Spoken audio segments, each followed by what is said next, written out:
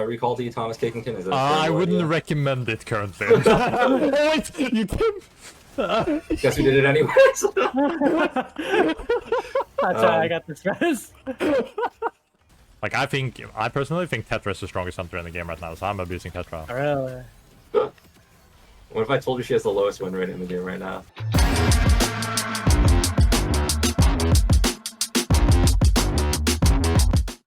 Good morning, Americans. Wake up in church or something. Yeah.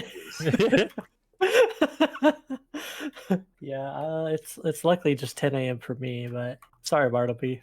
This is always like time zone bullshit. It's the same when you have to like with like China or something. It's like, oh, 6 p.m. Guess you just woke up. Time to do meetings. You know. Let me just go jump off a bridge. But, in game. In game. oh shit, that's fast. 8 a.m. No, this is practical. Oh, I was like, oh my god. Oh wait. Since it is 8 a.m., maybe we queue EU because we actually go quicker. Like, you can if you want. Well, yeah, for the queue times, because like if it's 8 a.m., it might be cooked for. I don't queue this early, so I don't know what it's like. Well, the EU is like we can play an EU game. Yeah, just a warm up. We'll play an EU game. I didn't think about that actually. True, it's like whatever. Calm kick, chess move. Yeah, we can play you guys for the queue times. Mind control. 141. What should I play? Firefox. Actually, his name is Felix, so. Yeah. Some things will never change for me. I was about to say, is there like a lot of devs that still like use a lot of the code names? Or is it like most people are like transition well? I mean, it's a combination of like code names and also just like their titles or whatever.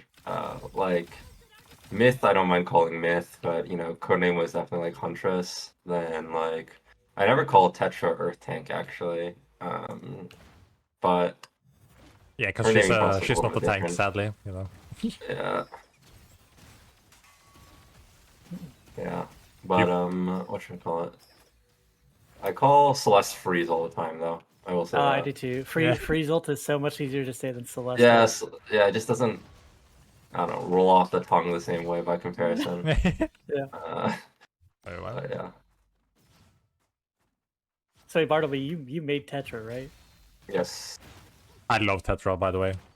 Yeah. Thank you so much. I'm glad. Wait, she was named Earth Tank at one point. So like, yeah. I mean, so the funniest thing here is actually though that like we had so many different Earth characters prototyped at different point. We had Earth Guy, Earth Mage, and Rock Guy, and I'm like, guys, I have to name it something different from all of these other random prototypes that were made. So I ended up like, she'll probably end up being a tank, so I'll just name her Earth Tank right now. And you know, sort of like the monkey paw curled, and you know, here we are.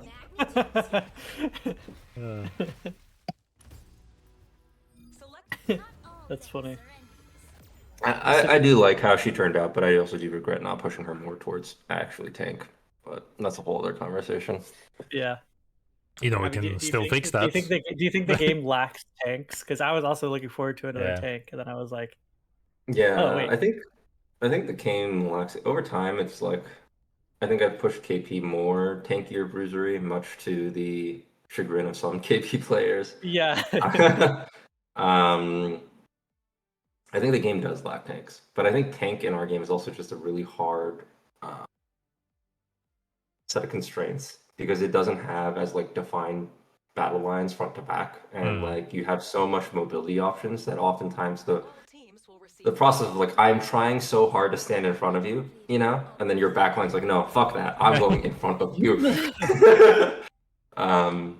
So I think the answer is yes. I think our game lacks tanks, and I do want to shift her, and maybe even KP even more so over time. We'll see, towards more of that role. But I think it requires actually other things to change first to help enable that. What do you think needs to be changed to be able to help those kind of changes? I think you have to give teams like more reasons to want to stay in a similar spot. And part of it is, I think, like what you guys have pointed out already, is like landmass. There's no exactly like tanking over the abyss. You know what I mean? Yeah. The battle lines over abyss sort of just disappear, and you just have to like make do with what's there, and that's exciting in its own way, but harder in others. So I think it's like part of it is just like you need sort of like semi-stable like battle lines, and then you can go from there.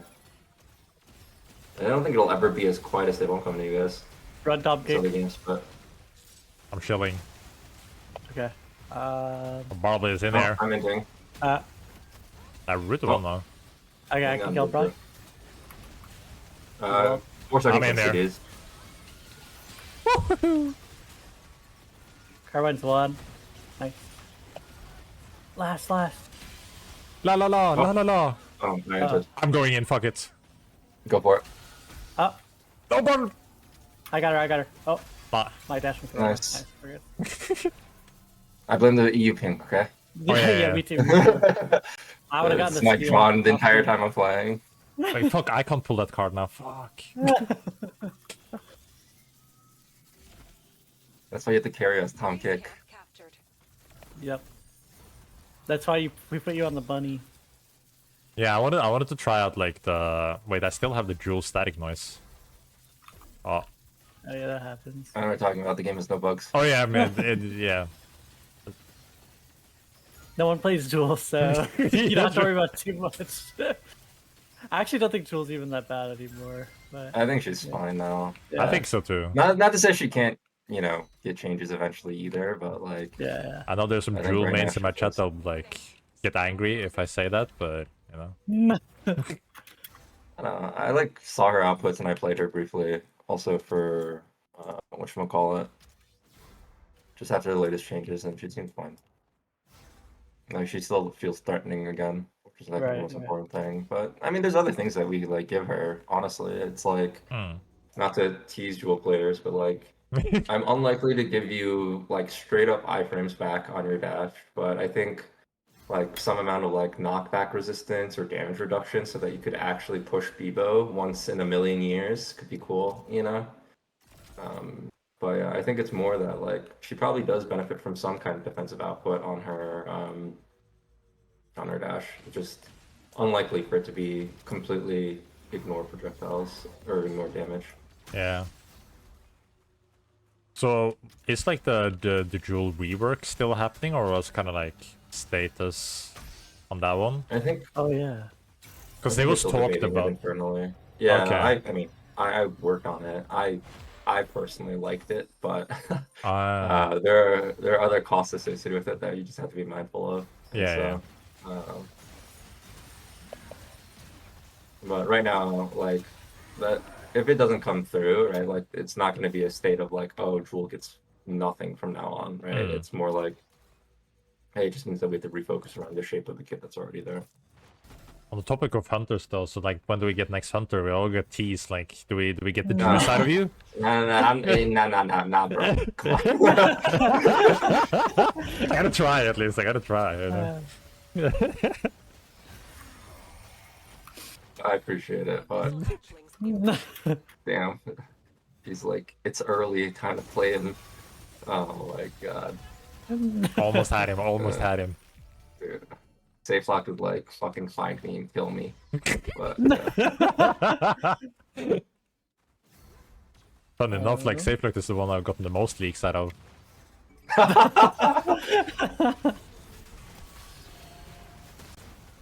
Wait, same. Yeah. So like, surely you can do one back, you know? Safe leaked, not safe lock. how that works? I might be cooked. No, I'm good. Oh, I'm David Eva. I definitely did not. Oh, I don't have mana. That explains. Oops. I'm in now. I did not play with any respect there. I just fucking face tanked to avoid it. That's alright. That's right. Brian Quall is used to this kind of thing. We're good. I forgot to buy one of the perks. Brian Quall heard Last Survivor and he's out of there, man. The muscle memory That's kicks funny. in.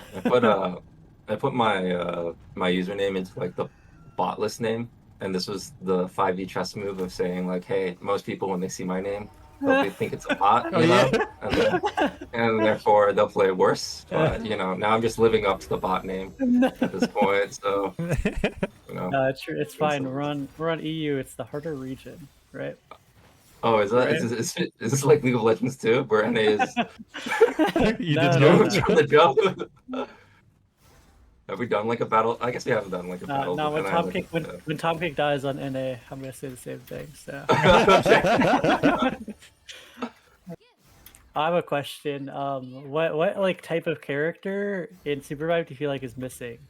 It's kind of from my chat. I think there's like two archetypes that I'm personally really interested in. One is like what you guys already talked about a little bit, tank, but you can have Infinity if you want. The other is I think like we have some like supportive hybrid characters, right? Like a Luna, Zaf, etc. All of them, I would say like are support leaning and have supportive outputs, but still also A, do a fuck ton of damage, and B, in order to sort of survive in a sandbox, they sorry, I'm distracted. Yeah, lock in.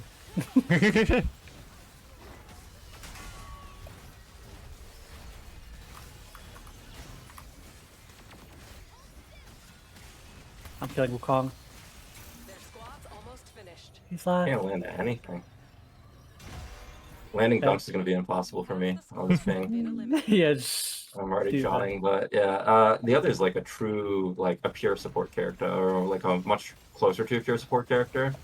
I don't know if that's like palatable to a lot of players. Is like, hey, if you are like playing this character and you're caught in like a 1v1 against a non-supportive character, is it okay that like you are not uber doomed, but like very likely to lose that matchup?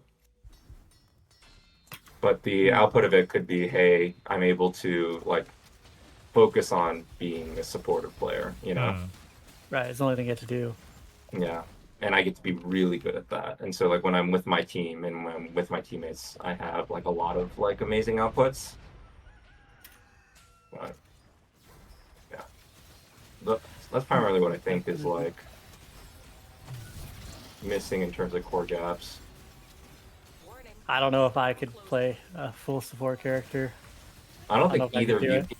player archetypes of playing a full support character, to be Yeah. honest. I think support is really fun. Like, I enjoy the support archetype. Like, coming from League, I played a bunch of support and jungle, and I really like the tank aspect and the support aspect. Yeah, I don't think I would ever play it like in solo queue, because, you know, like, you want the carry potential.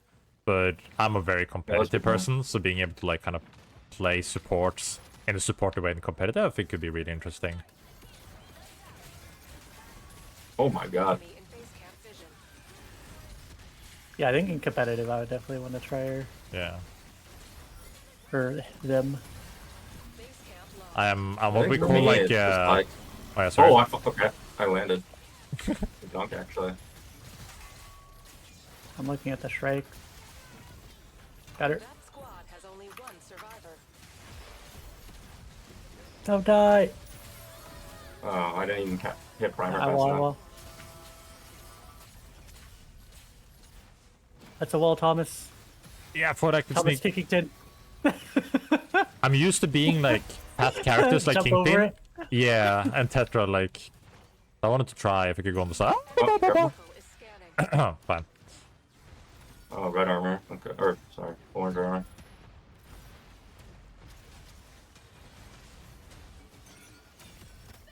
Got a root here. Alec. He TP'd. They do have an Eva. We got killed.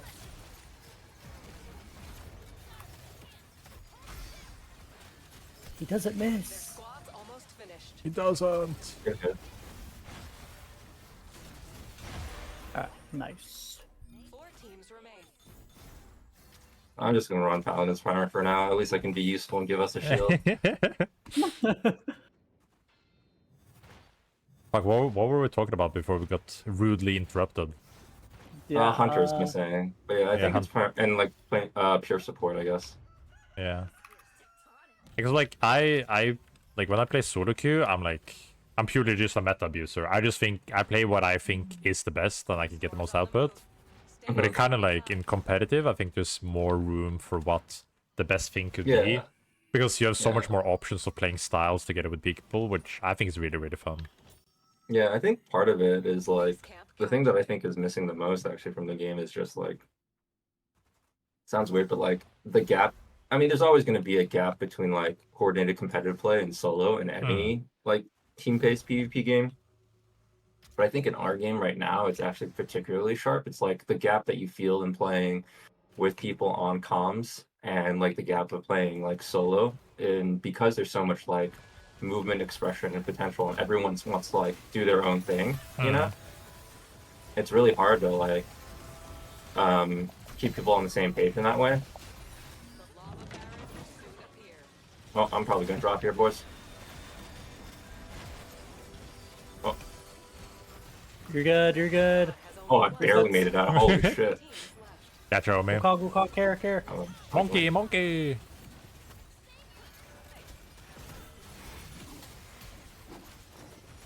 oh my god. Base camp has sighted an enemy.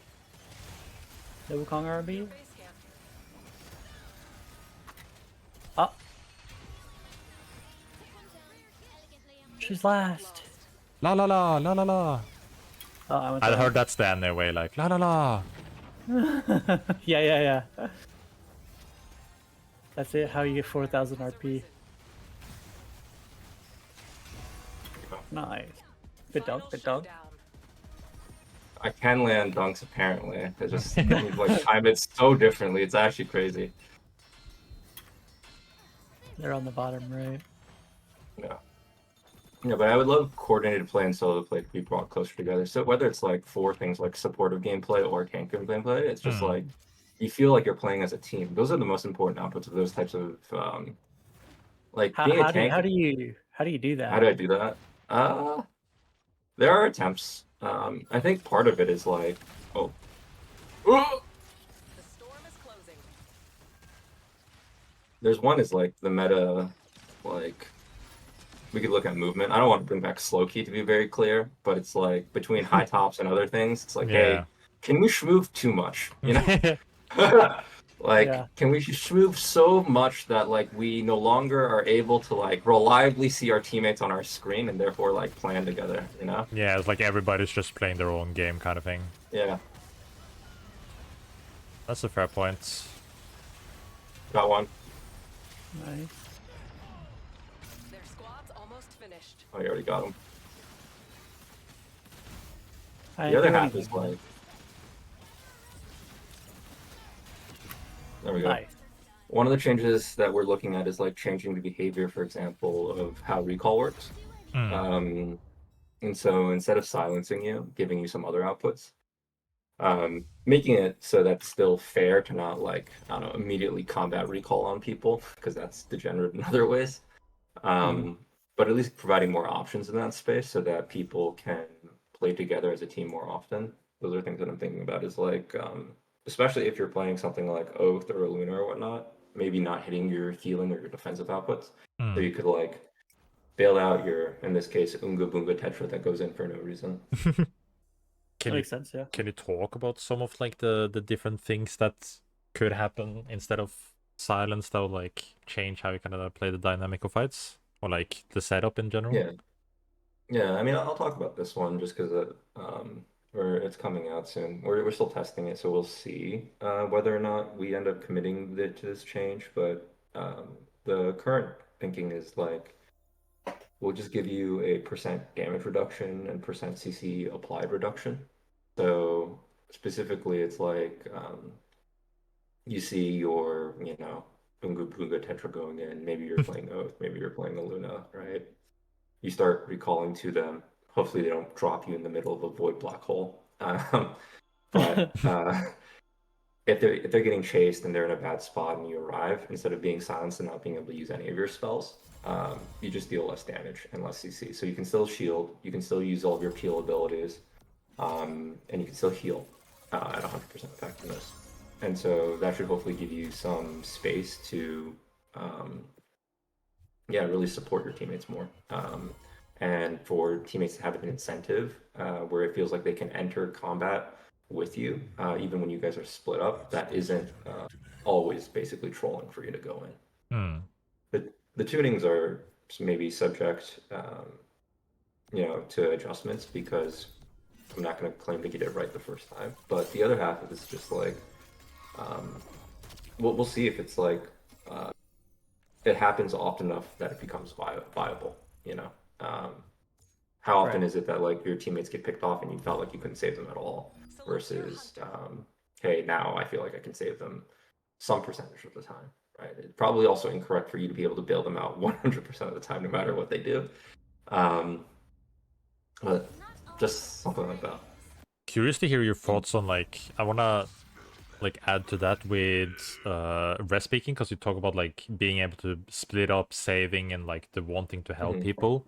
But now like one thing I've been feeling with the rest speakings is that they're lower cooldown, but like the trade-off right now is that you have like the rest sickness. But the rest sickness doesn't really feel impactful. So you kind of feel like when you revive a team, you could just do what you're already doing. It's kind of chill. Will it be similar to that week? Because I don't know the number specific on the rest sickness, but is it like more severe than that with a recall thing, or is it similar? Sickness is only 25%. So I would say that for ally recall, it'll be probably much steeper than that, at least double. Because have you thought about doing the rest speaking when you get revived to be like more severely sick, if that makes sense, after revived, or tuning like how quickly? Because that's one frustration I felt like people are just, it's just so hard to fight them. I get the idea of it, because people commented when showing, me and Lemur playtested like the 1.0 early.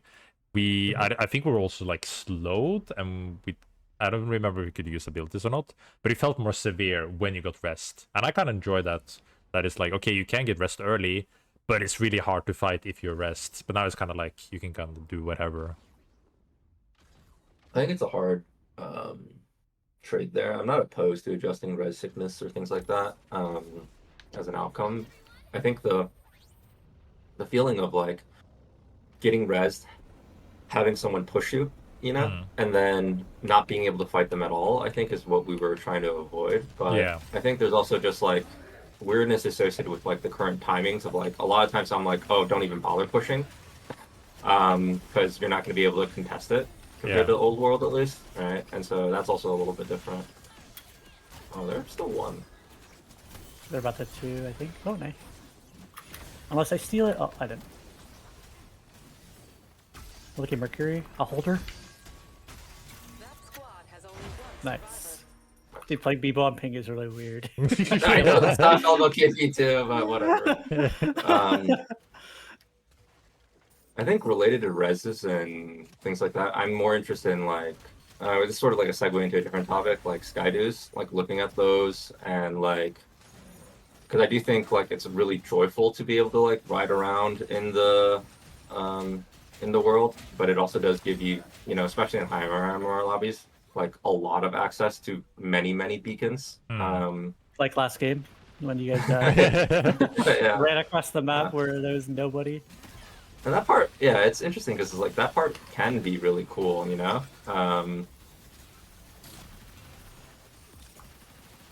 Yeah, and I think Sky Sharks in general are really cool, nice. I know Lemur has a lot of good notes. We talked about this earlier. He can take those, but yeah, like about making Sky Sharks kind of have more of like a backlash. This is not too free. Like it feels like there's something that can hold you back. Or you probably have all the good notes, Lemur. Yeah, I mean, I just think Sky Sharks are the invulnerability button. You hop in them and you're invulnerable. So I think it's just like to me, it's just like they probably just need to be not invulnerable, or they go away at some point. Because in the late game, like I feel like by like day 3 or 4, it just feels like it's like you should have to go find a res bikini now. Yeah, I think that like. Sorry, I'm like trying not to die here. Give me a second. You're good. I would say that like I don't like that Sky Sharks right now. How do I say? I think you should feel advantaged when you're using the Sky Shark, but it should not be like functional immunity. That squad has a survivor. But there's like two different axes of thinking about Sky Sharks, right? There's like one is like the actual strength of them when you're using them, and that's like a combination of like, hey, what protections does it give you? How fast does it go? How much fuel there is, etc. Right? And like, what's the general health of the Sky Shark?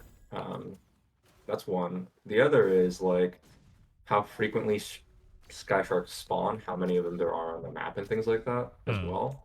And I think those are things that we could look at tuning separately, right? Like, and they solve different styles of problems, right? Like one is like, how does it feel to play against someone who's on a Sky Shark? And then the other is like, hey, what does the overall mobility profile of the game look like at any given time? And therefore, you know, how reliably can people get to different objectives and or reses?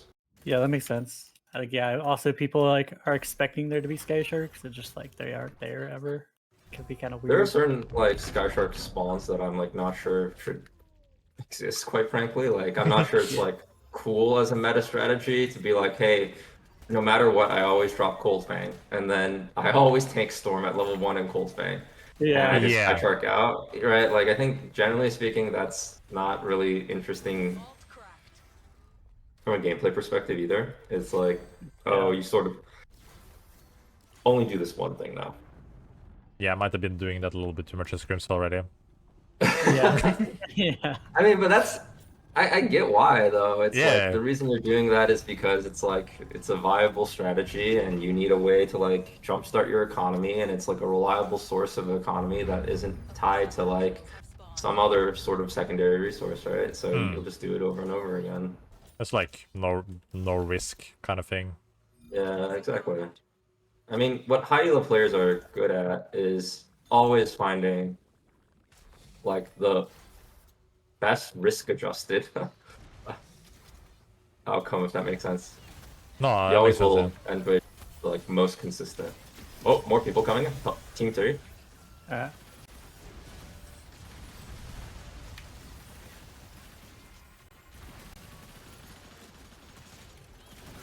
I missed them. Storm is closing. I missed though. Zest just DPSing us from the top.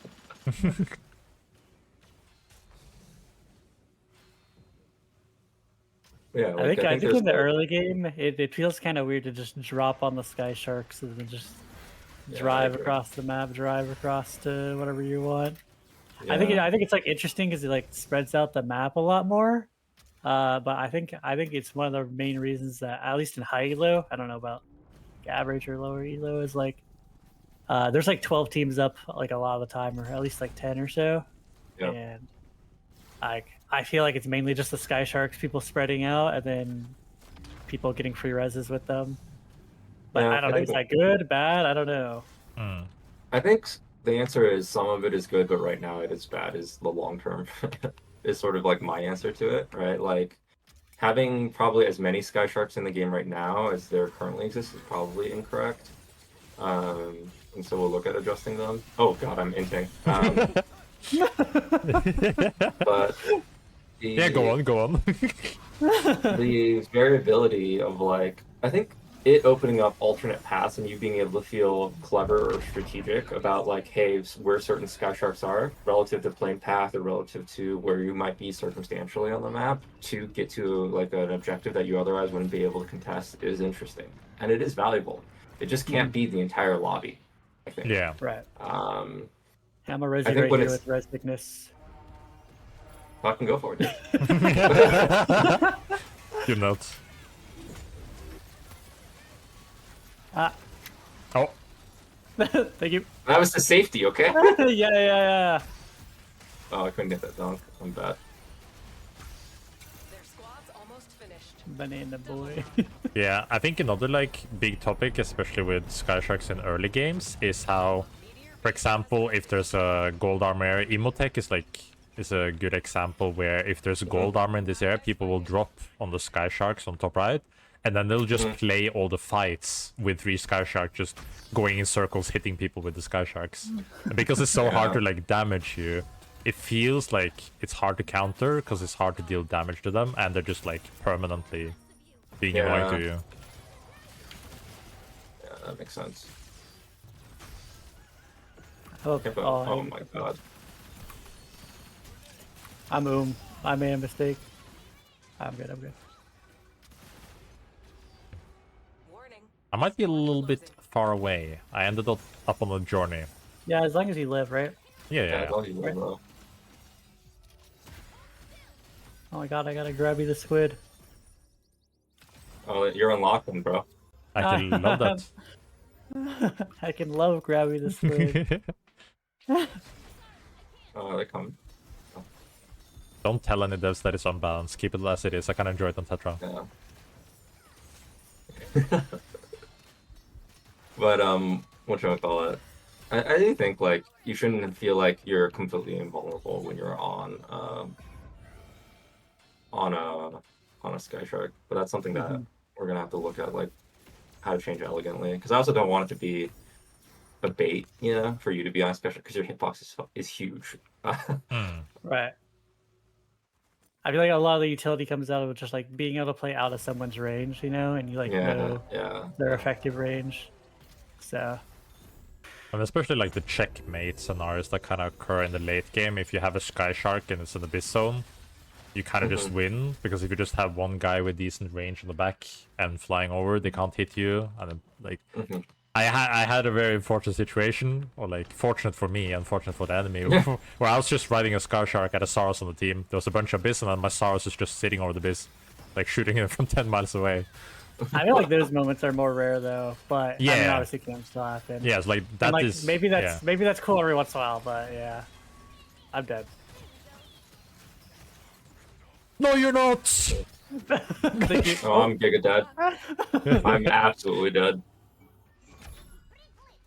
But I think the more common moment to me, at least, is like they get a crown, they get into a Sky Shark, and then they drive around. Yeah. And you don't need to even drive around, because you can just jump out of the car, jump in again to refresh the fuel, so you can see it out forever. So you just feather forever with a Sky Shark next to you, and then you refuel. I think that would be like a nice fix where, like, okay, the maybe doesn't reset your fuel timer kind of thing. When you get in the car? Yeah. I think there's also just like we could make Sky Sharks individually have less fuel overall, or costing more fuel for the boost. Yeah. Or like, that could work. The boost you kind of just always use, because why would you not, you know? Yeah, I don't think, you know, the goal is for, how I say, Sky Sharks to trivialize the rest of the game. Oh, I'm bad. Oh wait, you rest? Yeah, he rest. I'm chilling at Meluna. Got him. I'm playing Pocket Bunny on EU.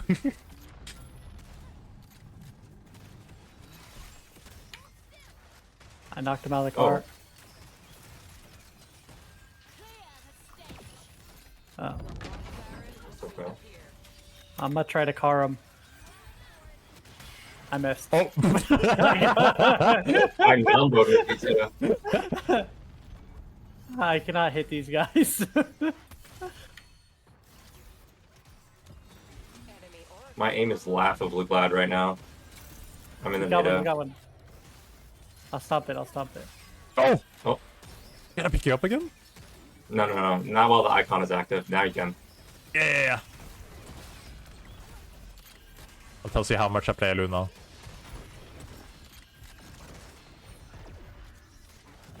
Oh. You would hit that on NA, I believe in you. I 100% would hit that on it.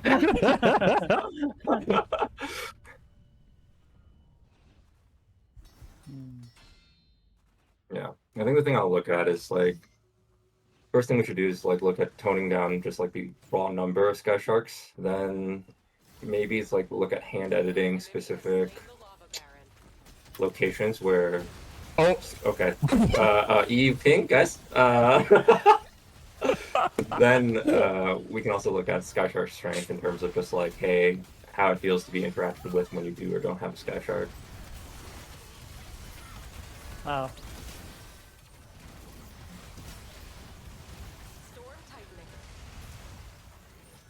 Maybe a heal? I'm fine. I'm the healer. But is the Sky Shark frustration primarily from, I guess, like, if you had to assign, like, what was more frustrating? Is it the fact that you can't interact as well with people while they're on it, or the fact that people use it so often to get away and it drives the game state to a place where there's like many more teams surviving than you expect? I would personally say the interaction thing. I don't know what I would say. It's honestly a bit of both. If you had to choose, Lemur, If I had to choose, I think it's probably the early game. And just like running across the map I think it's sad. It makes games feel more similar than they used to, I think, and there's less early game conflict.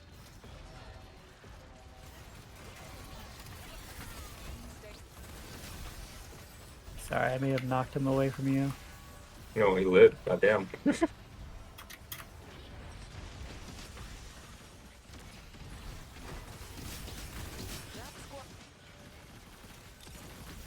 teams remain.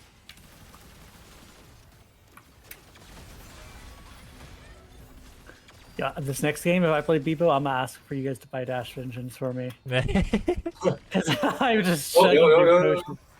Oh, come on. Oh, Oh. hang out. Oh, false EU alarm. hook. EU hook, okay?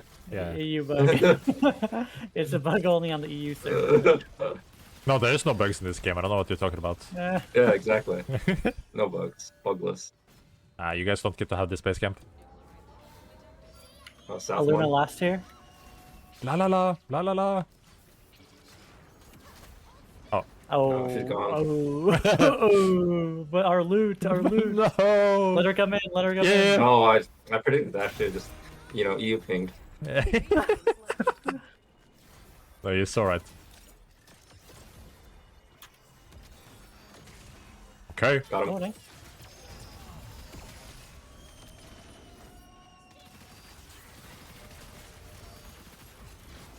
Burn dash. Oh, I'm I'm healing you, bad. bro. Thanks for pocketing me, bro. Unlike our Aluna over here. I'm like robbing them, nuking them, everything. There's an orb revival, which I'm gonna take because obviously I'm gonna need it. Yeah. I don't need it. It's fine. There's dash engine. Oh my god. Thank you. Merry Christmas. Speaking of dash engines, I want to talk about dash engines and mana at some point. Sure. But we might have to wait till after this fight.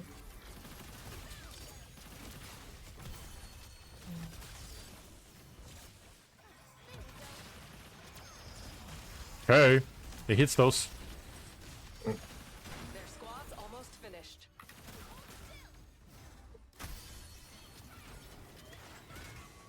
Oh. Mine. Ah.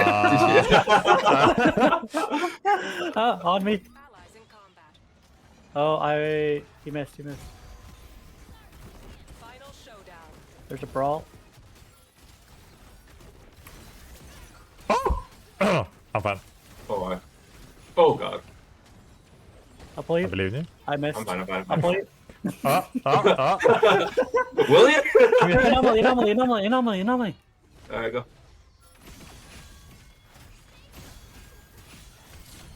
Oh!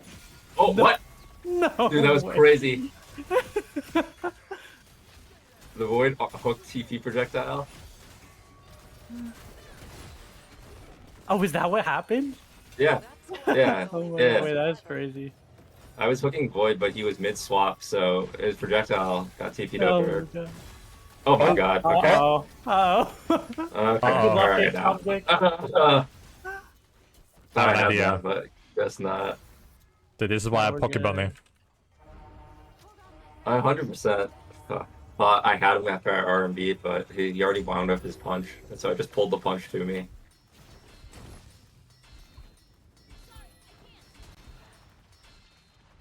Close. I'm robbing them. I'm giving you space. Boom. I actually hit that. I didn't expect it. That. I didn't have hook yet. I'm putting down chunker cannons. Is this ours? No, this- That's theirs.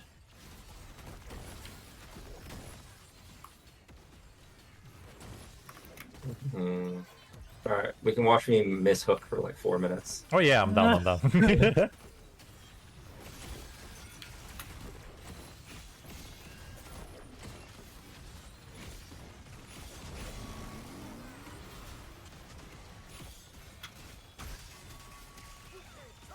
What's No this guy brawl? doing?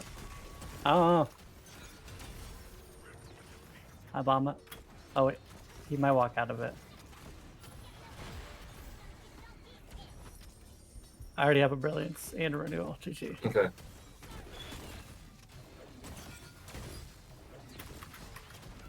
Okay. Their squad's almost finished.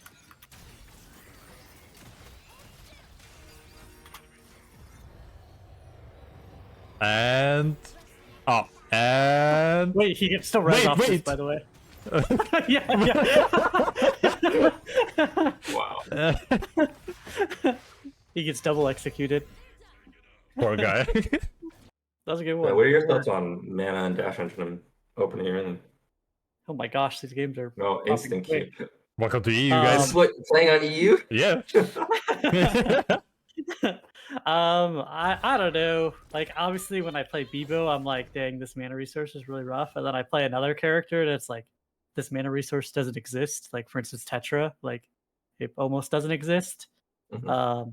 Obviously if you like spam spells a million times it does, but I feel like by that time you're just Select your normally eating a piece of food just to heal. So then it's like it doesn't exist. Whereas like I'm eating food for mana on Bebo, which just feels really weird because it just means to me that I can't fight until I have a way to either get dash engines to reduce that or I have food.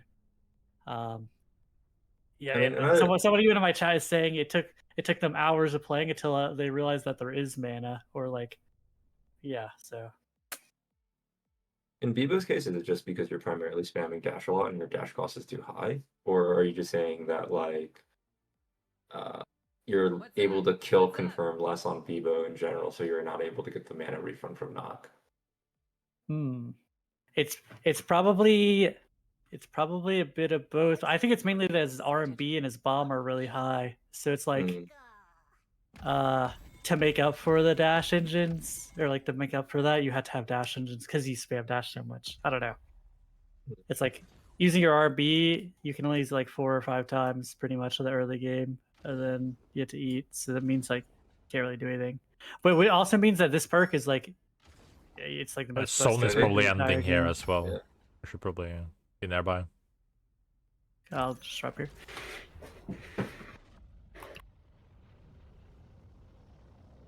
I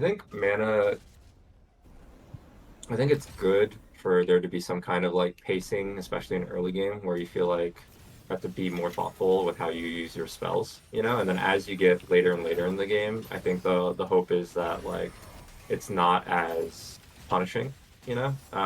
But I think what mana does that's good is situations where it actually forces you to like take a step back and eat food. I think the hard thing is like feeling like you have to do that in the middle of a fight where you're already pre-committed and you find out like, oh shit, I'm out of mana, right?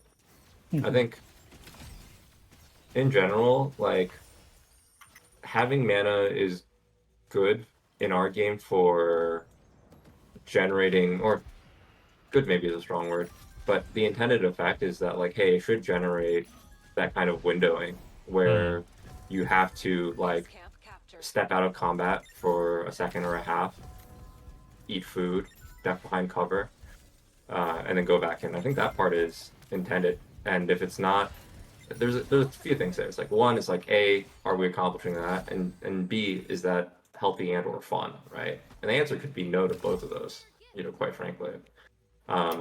But the reason why that is the desire is because it's supposed to give people the opportunity to understand like, hey, I don't always have uptime on my ability to like aggress and put forward action or momentum on the other player. That feels good, don't get me wrong. I love feeling like I can put pressure on other players. But specifically if we want like windowing, right? It's like, oh, they use their key cooldowns and they've slowly attritioned themselves out of this resource so that we can punish. That output is something that I actually like out of mana. Closing. I see. I guess one of the things for me, here's an armor by the way. One of the things for me is that I feel like the mana system that was like pre 1.0, that was like after you don't cast a spell or use mana for like 5 seconds or Yeah, something. fast regen, it's yeah. I think for me that like kind of solved that problem, but maybe it was unintuitive to some players. But like now, like in the early game, I physically can't fight as Bebo because I don't have the food to regenerate my mana. So it's just like if I fight and then they chase me, it's like I'm always dead because I can't. I'll run out of dashes eventually, and I can't throw RMBs to fight back. So it's like Gotcha. I should just not fight ever. And the first thing I should always buy is food, which I mean is good, but like, I mean I'm fine with that being on the character. But it's like I think it just disencourages me to play the game until I just have enough resources to do that. Whereas like before, I was like I could play the early game, throw my spells, back out for 10 seconds, get my mana back, but can't really do that anymore. I think the mana changes the previous patch did help him a lot. It definitely was way worse before, but it still kind of feels weird. Yeah, that's fair. I think the goal isn't to strictly disincentivize you from fighting. This is systematic. I'll build wire power drive. But to still offer you the ability to fight. I think that's fair criticism.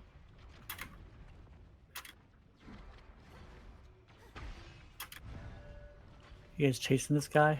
Yeah, I'm going out. my I ego kicked in. I was like, I got a car. Where is he? I got a car with a bomb on it. No, Lemur, don't do it. How No, did found oh. burned out. Checkmate, bro. Yeah, what's your guys' thoughts on being able to like certain combos with like Bebo on car, the Celeste ult with car interaction and certain stuff like that. Oh, they can't. Okay, nice. I didn't know that. That's good. Sorry, what can you do? Celeste ulti in the car. Oh, Bebo bomb as well. You can still do Bebo bomb though. yeah. I just did it actually. I just saw it. I think interactions like that is like generally I find pretty positive until they prove to be degenerate. It's sort of like I don't know if you guys play Dota or watch TI at all, but back in the day, like a very famous combo that existed for a long time until it was patched out much later was the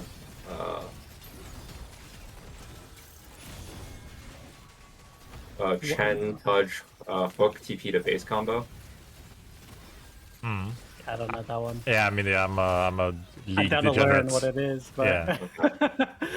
So basically, Chen is a character in Dota that has the ability to send a unit to base, like an ally to base, so you can use it to like bail people out. You can like save people that way. I'm down, by the way. And then Pudge has hook, sort of like KP hook in that regard, and pulls people to target location, right? And the cool thing about that combo together is if you hit the timing right, is you can literally hook someone into Fountain. Oh yeah, no, I played with a guy who actually invented that apparently. Oh, that's it. But like, essentially, that combo existed in Dota for the longest time. Like we're talking like years, right? And then for like in like TI 2 or 3 or I forget exactly which TI, but like it got brought out as a solution to a hyper carry that had Aegis on him, and they won off of that Fountain hook combo, and then it was eventually patched because the fact that pros were able to pull it off reliably meant that like, hey, you could always threaten hyperscaler comps with just one combo, right? Like every investment that you ever made for 45 minutes could just be gone instantly off of just this one combo.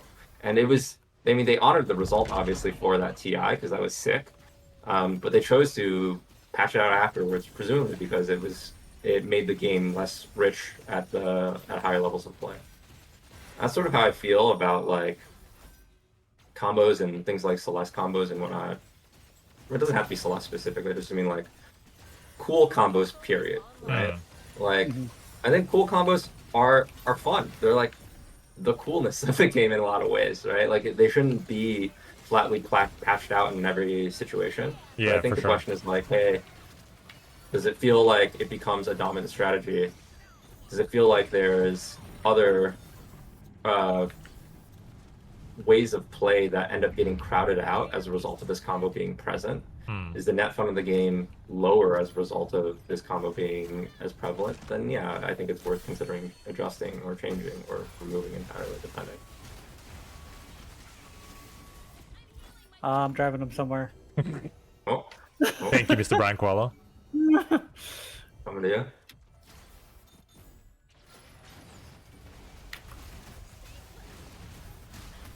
Primer. I think just the Kingpin's north somewhere. Like on the top. Oh, there you Found him. go. Jump scare. I pulled you. Oh! Nice. Storm is closing.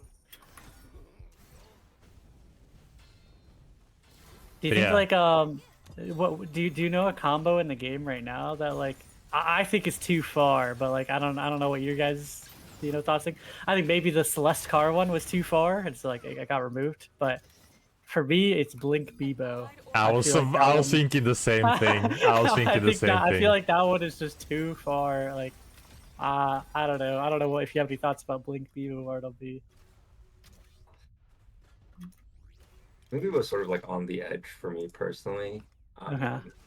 And I'm more likely to change like Bebo's interaction with Blink specifically than Blink all off in that world. I know it's a popular request sometimes. It's like, hey, could we make it so that you can't like precast stuff going into Blink and solve it for like KP, etc. too? But oh, get off the car, boys! Wait, they're not invulnerable? What? They get pulled off. Wait, where are you guys? I eat into a tornado, which meant I got sent to fucking never land upstairs. I love double tornadoes. Oh, this is 3 teams at least.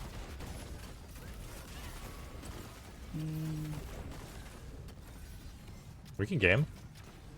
I realize I have no pots or anything, but fuck it, yeah. We're gaming. So yeah, give you some pots there. We'll cook, my guy. Oh yeah, I have an area here. Here, wait, come to me. Okay, coming to you. Oh, wait, hold on. No. Oh, okay, alright, we gotta That's save. fine. Come to me. What the fuck? Nah, Lemur, how did... You have to go with the tornado again. Oh! Yo!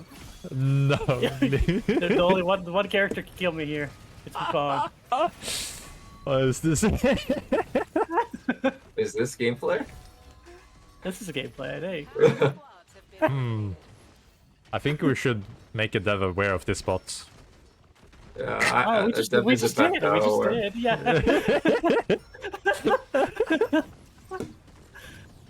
It was super illegal. We'll see if we get away with it. I can just leave, so... I almost won a game because of it. I figured it out in a game where I was playing Bishop, and it's kind of hype. Storm tightening. Right, I do the Lemur thing. From the heavens! Boom! I missed.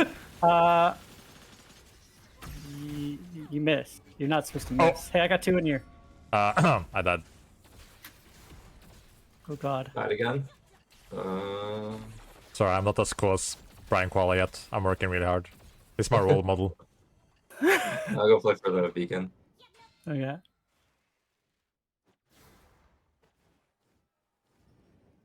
I think what makes Blink exciting or interesting is the fact that you can do like preemptive engages like that. Sort of like the identity of the item. I think the question is like, hey, is Blink specifically with Bebo too far because maybe the AoE is too generous, you know what I mean? And as a result, the kidnap feels particularly unearned versus like something like a Kingpin Dunk Blink. I think it's just the range of which like he can be off your screen and then car in and then like pretty much still off your screen when he blinks on you. Yeah, and I think that same complaint will also come through with like Blink dunks in general. Because like I'm kind of the Blink abuser in EU, and even with a dunk, if you play around people's vision, you can also engage from afar without them even seeing you coming. It's kind of like an uninteractive engage where you kind of just die. Like, oh, suddenly there's a Kingpin on you, and he's dunked and you're dead. So this has for sure been like a complaint for a while, and I think like the second kind of thing that brings into that topic is also one of the things that I really enjoy is like the zero to hero kind of build. But for example, now with day one bosses, where you have a chance of getting, you know, exotics and stuff on day one, then it feels very interactive if you get like a blink day one on a Bibo or a Kingpin, and then you kind of just win the game off of that. It doesn't feel like zero to hero, but you instantly start on hero, and then everybody else is kind of just running away from you. I think it's worth considering taking Blink out of like the day one loot table, but that's still a little bit different from like altering the behavior of Blink that we were sort of describing. You know, there's like both sides of the coin that you could do. So I had to get about. I'm gonna get out. Careful. But like personally, at least, I really enjoy the zero to hero build. So like when you have so many easy, strong resources you can get on day one is available, it kind of defeats the purpose, if that makes sense. Yeah. Let me grapple. Oh, I missed. We're good. We're good. I need to buy. I need to buy. Infinite food.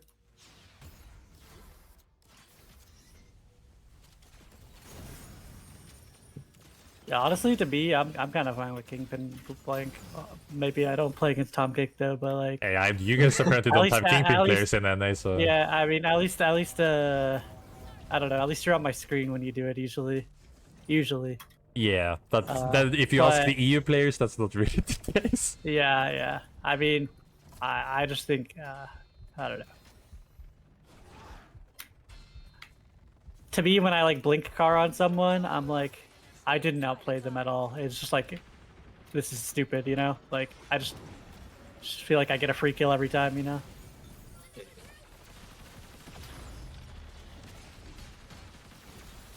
I was trying to think of like.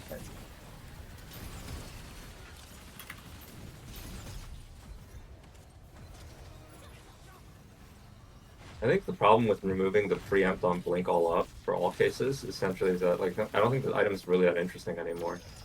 Yeah, like, I totally agree with that. You don't really have.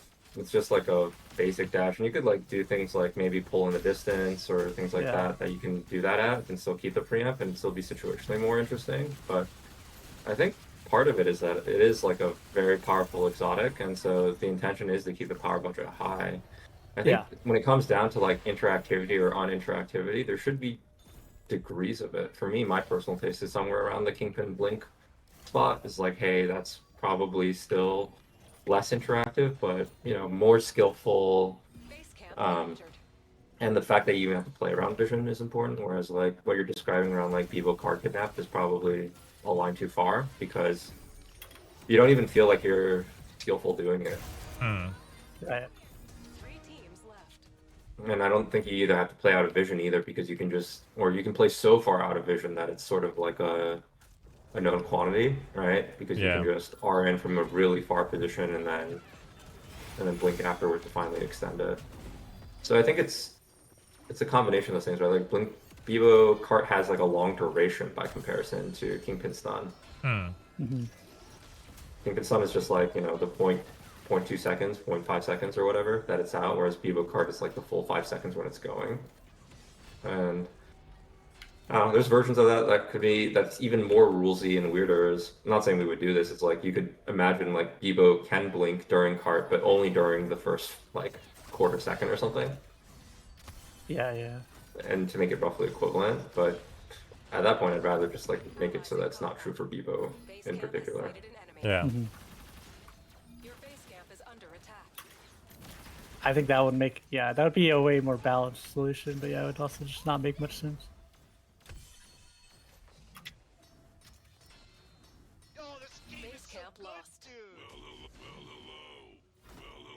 I always find this part of the game funny where we just stare at each other. The optimal play. Wait, well, we can They're gonna go left. They're gonna go left. He's going in. I missed. He's a goddamn madman. It's okay, I gave out.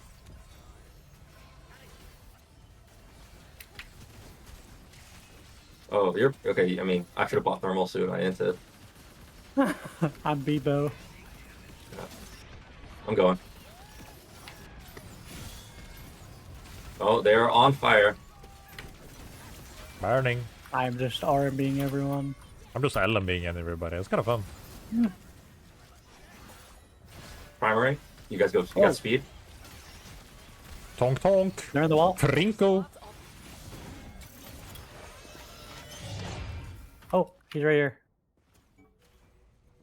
Oh, wow, that just really just hit on my screen. Blast. I just like Beybladed him, Jesus Christ. Dude, it's been so long since I played in the 3-stack and ranked. I mean, obviously we're not in our elo, but yeah, this is like way different than solo queue. I know you're probably not the person in charge of you know, the rank restrictions in high MMR, Bartleby. But but do you have any thoughts? There's so many people that, you know, I talk to on a daily basis that are like, I want to duo queue, I want to, you know, do all this. It is the high elo topic. Yeah. I mean, look, I think it's always like, it's like, hey, we made a game that's better played on comms with friends, and you're like, hey, you can't do that. That always feels like shit, right? But the flip side of the math is like, it's like impossible to matchmake you guys. Like I'll say this clearly, what we're doing here on some level, terrorizing EU, you know, like this is wrong on some level. Yeah, this is wrong. And at the end of the day, I think the nature of it is that, like, what is more important? Is it fair matches, or is it the ability to play with friends? And on the current side of tunings, it's like, hey, we're saying like it's more important to have fair matches, in part because even if we did let you guys queue together, I don't know how long the queue times would have to be for you guys to find each other. That's one. The other is just like the practicality of like, hey, we're running into low concurrency already, right? Like, how are we going to solve for matchmaking in a world where there's less players online, quite frankly? And in lieu of that, I think, like, to tie it back a little bit, it's a very roundabout way of solving it. It may not actually solve it, right? It's like the hope, for me at least, with some of like the ally recall changes, is that like team play is more possible with people that are not on comms, or team play becomes more possible by virtue of the fact that like or you end up in more situations with coordinated play because you're able to team play and have social loops together, you know? Select your hunter. It sounds weird, but like, will the Unga Bunga Tetra say like, hey, please save me? When they get into a bad spot, you know, and they'll say the first thing they've said all game. And then you can feel like you can actually talk about the game. Like, are there opportunities like to make it so that when you play in pubs, right, that it is viable and valuable for you to, this is probably a terrible idea, but fuck it. Viable and valuable for you to be able to coordinate with people that are not in the same party as you. Because I think part of what, there's like two different reasons for wanting to change duo restrictions at high MMR, or at least from what I understand. And they're two separate ones. One of which I think is like potentially more addressable than the other one. The first of which is like, hey, I really want to play with my friend. And my friend also happens to be a high MMR player. Yeah. That problem is just tough to solve because essentially it boils down to matchmaking, right? It's like, hey, can I find you another pair of people to play against? And can I find, or more accurate, can I find you several pairs of people to play against? Or can I find a trio of people that's like roughly equivalent in skill level, you know, and can balance things out? That's one. The other is like, hey, the biggest reason why I want to play with my friends is because playing solo feels so bad, right? Like playing in an environment where no one wants to talk and I feel like we can't make a plan and we don't get to play together as a team feels really, really bad. I get it too. I like queue solo decently often on NA, and it's just like, oh man, it's just fucking a library up in this bitch. Like no one's talking. If it like people are all doing their own thing, right? Like you watch, you know, especially in like slightly lower levels of play, it's like the guy will literally just walk by your wisp, you know, and you're like, bro, I'm right here. You'll like ping it a few times. And it doesn't always worried work. About this drop. Yeah, considering I took gotta make it a little bit harder, you know. Very exciting, but I already got one, so... Okay, nice. I'm probably gonna drop here, boys. Yep. I'm getting... Oh! Oh, she's punching you! Oh! Oh! Don't touch my dev! No dunk, no dunk. There's a different team below, different team below. Don't touch my dev! I need him. I'm gonna get giga useless, guys. I took R&B level 1. I'm like, Cooked. Oh, I'm getting out of the oh, they're boss. 5 too. You gotta let... I think you guys should just run and just... I'll be distraction since I'm level 1 with R&B and they know. Oh! Can you get out? That's Can you fine. get out? I'm gonna steal the Oh boss. yeah, I'm chilling. Are you sure Yeah. you're chilling? Oh yeah, I'm 100% chilling. How am I doing now? But the second half of the problem, I want to solve more I'm gonna see broadly this. because it's just more broadly applicable to people. Make it more enjoyable for people to play with strangers, essentially. Oh my is another way suck, of framing it. So yeah. The goal would Yeah. be make game more enjoyable to be played solo, and then Yeah, at maybe, all levels of play. maybe we get more players, and then maybe we could allow the restrictions to. Yeah, or I mean, like if we wanted to do looser restrictions, and to be very clear, I'm not committing to doing that, right? It'd be like a really convoluted rule, you know what I mean? Like, oh, I'm probably dead again. Gonna push final team.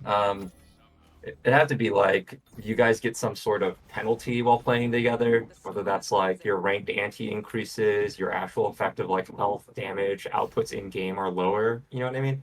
There's like probably some magic number where you can opt into like, hey, I'm that much weaker, you know, and then therefore I get to play together. But I'm not sure that's good either, right? Like the trades for that kind of system are really weird too, because it's like, hey, all the mastery that you spent on like learning what specific damage thresholds, you know, you have kill threat on, what specific outcomes, you know, like what areas you could even dunk on, right? All get different and weird. And that like sort of compromises the game in a different way. And so my instinct is like, the most important thing to do is like, decrease the part of the pain where it's like, hey, I don't get to play with my... I want to play with my friends so badly because the experience of playing entirely by myself is so rough right now. I'm cooked, boys. It's like, well, Oh, wait, I'm the goat, it's fine. If you die, I got you. Are you dead or no? He's still getting chased. He's still getting chased. It's fine. It's fine. I believe in Thomas Kickington. He's gonna live. I was dead, but I died. But I lived. Charles might have been like the worst choice to play on high ping. Oh my god. Yeah, I also am regretting picking Myth. Myth, yeah, bro. What are we doing? It's okay. Thomas Kickington's backpack is huge. It is. That's why I picked the Luna. Yeah, call me now, boys. Whew. The Southern Farm intro. Yeah, because like on the topic of Sudoku, I think it's interesting because on the way you say like, okay, can we make it more enjoyable? But like, as a former League player getting out of that hellhole, you know, finding inner peace and happiness, like I don't know if like is solo queue ever gonna be enjoyable? Like, do we know like a multiplayer competitive game that is enjoyable solo? That's fair. That's a fair criticism. I think. Oh my god! Like, give me a moment of peace.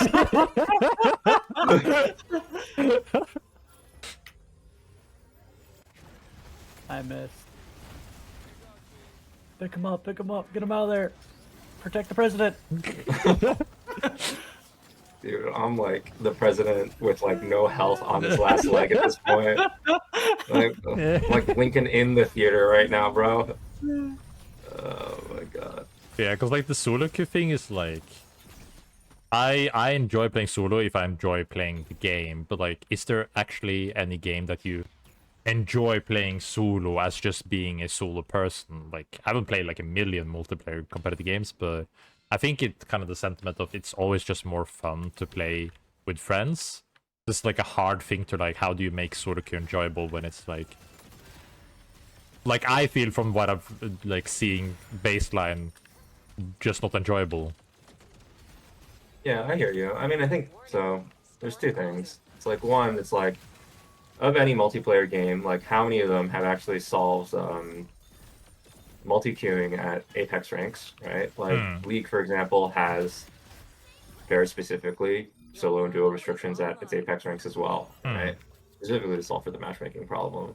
But like the reason why, as a recovering League addict still in remission, I don't know, right?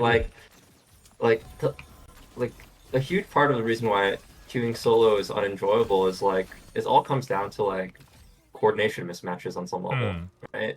It's like your jungler's like, look, I spent the entire time playing weak side on top. Please make something happen on the other side of the map, right?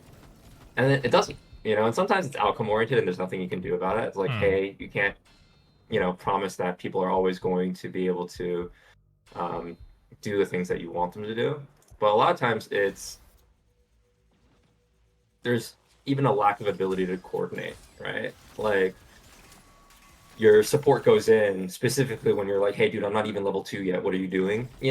Or like, hey, they're about to hit level 2 and we're going to go in and die. Please don't do this. You can't communicate the things that you want to communicate. And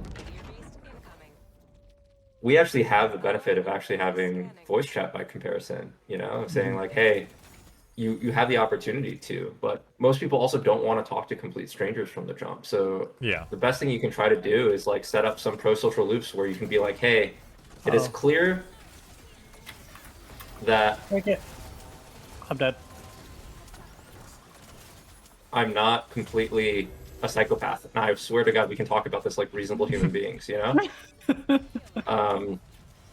part of that is just generating like pro-social loops early in the process, like make it easy for people to back each other up and bail each other out and support each other, right? Like the Aluna that picks me up unprompted, it's like actually paying attention to me and grasping my waist. I definitely like heart emoji, every time it happens, and I'm more likely to tell them like, hey Aluna, there's this thing here over for you, or like come over here, I'll buy you armor or whatever, right? Things like that.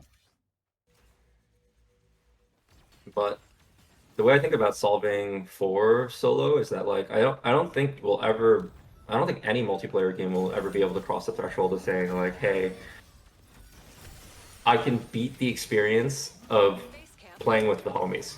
That experience I think is unique to just being oh my god. It's these guys again, the terrorists. Yeah, no, I agree with that. I feel like that was always been my POV on like the matter of solo queue. Another thing that like people have been saying, I don't have the full context to this, but I want to hear you. We're dead. Thoughts on this. Anyway, it's like some. Hold on, I gotta think. So the context is like people are like, okay, but with battle royales, it's like battle royales. Playing solo is like the worst thing you can do. Oh, damn. Yeah. And like I don't have that much experience playing like a bunch of battle royales. But do you think there's like something to it where battle royales compared to like other regular MOBAs has certain ways of being able to play the modes and like how it differentiates? Yeah, I think so. Another way of framing it is like battle royales are the most unstructured game modes, right? Like they don't have because you don't have things like lanes or like objectives that spawn in fixed locations that you can build like sort of like a shared understanding around. You know what I mean? Battle royales don't have like the same set of tethers usually around like, hey, how do you want to play this game? Like it comes down to like what I was talking about before on some levels, like this idea of like miscommunication or being on the same page, right? It's like, hey, oh fuck, I'm getting pushed. Give me a second. It's so hard to land any shots, bro. Oh my god, I died again. But because there isn't that sort of shared structure, more often than not, people are on different pages, right? Like, you can think of it this way. At the beginning of the game, at moment 0, everyone's on the same page. We are dropping from the ship. You don't know to where yet, okay? But at moment zero, everybody has like very, very stable expectations that are matched up with each other about where the game state is, right? And therefore, what's going to happen next. Then it like starts to diverge essentially from there, right? Yeah. First, it's like, okay, where are we dropping? And then thankfully, there's some time for you to reconcile. Oh, this is where we're dropping. And then you already see people that go like, hey, I don't want to fucking drop this place. I'm going to bail out, go north, right? And other people are like, no, this is a good one. I'm going to commit to it, right? And I think battle royales have the challenge of saying like, hey, any situation where there isn't that sort of like unifying structure to keep people on the same page of what we want to do together, there's going to be pain around miscommunication, right? And like playing with your homies or playing in a voice stack basically just solves for that is one, right? And the other half that solves for it is like the more skilled you are, the more you can intuit what the optimal play or more obviously optimal play for a given game state is, and the more you're aligned, it's like, oh, that he's doing the right thing for this moment. But funnily enough, this is also where the biggest disagreements in high MMR come up, you know? It's like when you feel very strongly and you guys have different reads on what the optimal play is, it's you just flame each other. You just fight, you know? You're like, no, I shouldn't have ganked there. That was a mistake, right? Or like it was totally the wrong call, you know, to push that wave, right? Or like you fucked up my freeze, whatever it may be, right? And that's when you get into those sorts of problems as well. And so when I talk about like increasing solo play or team play, it's like another way of approaching it is like, hey, how can we add the minimum amount of structure without compromising what makes the BR interesting and fun, such that people are more aligned on any given time what the correct, you know, play is, right? Yeah. Or like make it easier for people to play together in such a way that it's just more unified. Is this a winning fight, guys? Yeah, we win every fight. Let's have a discussion. Let's have a discussion about this one. Every It might fight be one of is those a one fight. moments where we try to get some mobs here. Dude, I need a... Look at this Brian Qual guy. I want to play the correct gameplay. Yeah, let's try hard, dude. Yeah, I'm just trying to fight and have fun. Like, My I God. think that's another core struggle in the BR too, right? It's like you have people who are like very bloodthirsty, and then people who are like, no, what is the correct play here? yeah. This comes up even in our internal playtests. Like I'll go in like an idiot, and then Sai will be like, dude, what are you doing? And I'm like, fighting. Yeah. Why not? Exactly. They're And so- holding us. Yeah, bottom I right. can get around. Oh, we might not have bottom right. I might have lied. My avalanche wasn't very good. I'm Um, making ghost. Oh, it's okay. Oh. Oh, it's... Is it okay? Oh, I timed it incorrectly. Wait. Heal him. Oh my god. That's I right. was gonna punch her We're back good. through the portal after I made it in the... Oh my god. These guys are strong. But I'm stronger. Oh. There's a guy behind me. Everyone's super strong. Oh, I'm bad. We can I got start this red, yeah. I'm fucking bad. Oh boy. The eye of the storm is on the move. Train. It was a death on spawn situation. It's alright. Hitting people on train on ping. Oh! Nice. Look, get his armor. Get his armor. We're so back. Wait, this guy's mine. Boom. No, he stole it. He's I got Gnarl Heart. I got Gnarl Heart. Wait, that's big. We can play top left. I'm putting it here. I'm putting it here. Wait, where are you? Oh, yeah. Oh, the stone is moving, so it's gonna close first. Yeah, I don't, yeah, it's gonna close first. Oh no. Oh, in the air. You have to come back here, no? They're out of glare field. They're out of glare field. Yeah. Oh, they have E plot. Nice.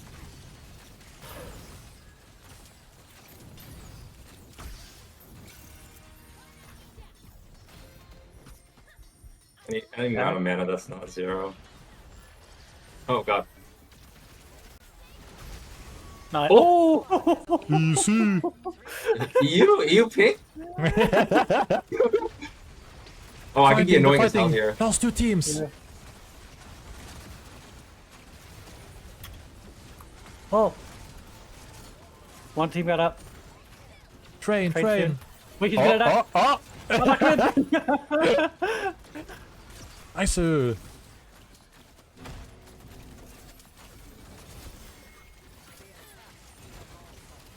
She's in wall. The last team She got on the out other team somewhere. is, yeah. She's still in the wall. I think she's... I hit her. Nice. I think she had infinite dashes in the wall there. He's cooked. Last team. La la la. How did we win this one, guys? Oh wait, we haven't what won yet. kinda- They're all up. Never mind, they're all up. I thought there was just one. No, the game is already won. It's these same terrorists. Wait, look at this. Look at this anomaly.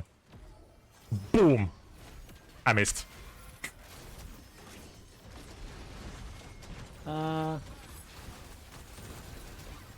That was almost certainly not the correct play to make.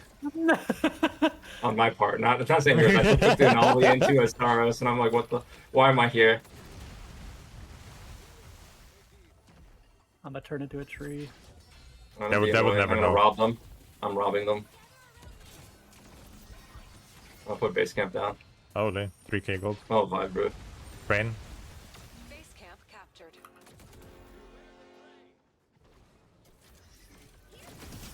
Hit one. Base camp is under attack. Nice. I died. I might have done a whoopsie. There's a most wanted I can get a north. crown. I can get a crown. Whoopsie. See, I've been resting so much. I gotta give you guys a time to shine. You know. Yeah. Alright, we have Gnarl Heart here. I have one E-plat. Do you need a tree costume? I can give you one. I think that would help. There you go. Ah, Okay, alright. if they go on us, I'm like gonna try to R&B one off, but I'm probably just going out to the abyss. Yeah, I like the fan. They're holding in middle.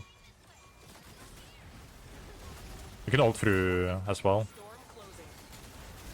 Okay. Lion! Koala! What the hell? Oh I wait! stopped this res. Oh, he's heal, I mean. Anti. Almost finished. Last. Anti. La la la la la la. Anti. Just kill this. I don't think we should push it like that way, but whatever. I thought it was fun. we tried to lose that one, but we won. I tried very hard to lose that one. Yeah, how many times you die? 6 is it here on Mr. Continuing Bartleby? to talk about the like ranked solo queue restrictions. Yeah, I think one of the problems that like people have is like I think it is a very small portion of the player base that like has the problem, but they're also like the super passionate group. Yeah, for sure. But it's like they don't really have an option to play the game at any point with their friends. Really, like they could play normals, but like Yeah. they have long queue times for good reason. But like Select your hunter. the normals also aren't super compelling gameplay. You just feel like you're stomping noobs and making the player base quit. You know, so it's like they have scrims and whatnot, but even those like it's like hard to get people to commit to the scrims when they can't play in the first place. So it's like I don't know. Yeah. It's kind of a weird situation that doesn't have great solutions, but Yeah, the thing I could say is that like I'm committed to making the experience better for you guys, right? Right. It's just that like the solutions that are thrown out right now don't feel like they neatly solve for the things that you guys want and or have dramatically bad consequences on the other side of the coin, right? Like even if I were in charge of removing rank restrictions, right? Like I flip a switch and it's like, yo, y'all can queue today, right? Like 3-stack, fuck it, you know? Send it. Like in a week's time, do you think that fixes anything other than the fact that you guys get to sit in lobby together for 25 minutes? I mean, Tom Kick and I are personally the wrong people to talk to. about this Yeah, one. yeah. So like, We typically enjoy the solo queue a lot, but yeah, there's a lot of people that don't. I'm No, severely I- addicted to this game and play it every day, regardless. So we are kind of, like we're the two people that kind of don't really care, but we want to bring it up for the sake of the other people, of course. No. I mean, it's not for you guys I'm not trying to talk to you guys personally in that regard. I am trying to talk to the broader community in that respect. It's like Right. I'm more just trying to say like, hey, even if I were to turn like the Q restrictions off right now, your Q times would still be really bad.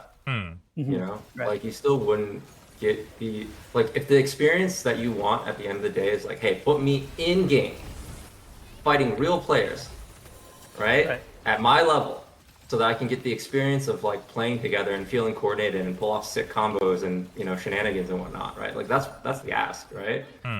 Even if I were to do that and like turn the Q restrictions off, it would not work out the way I think most of you would want. I'm going in. That squad has only one survivor. Double knock.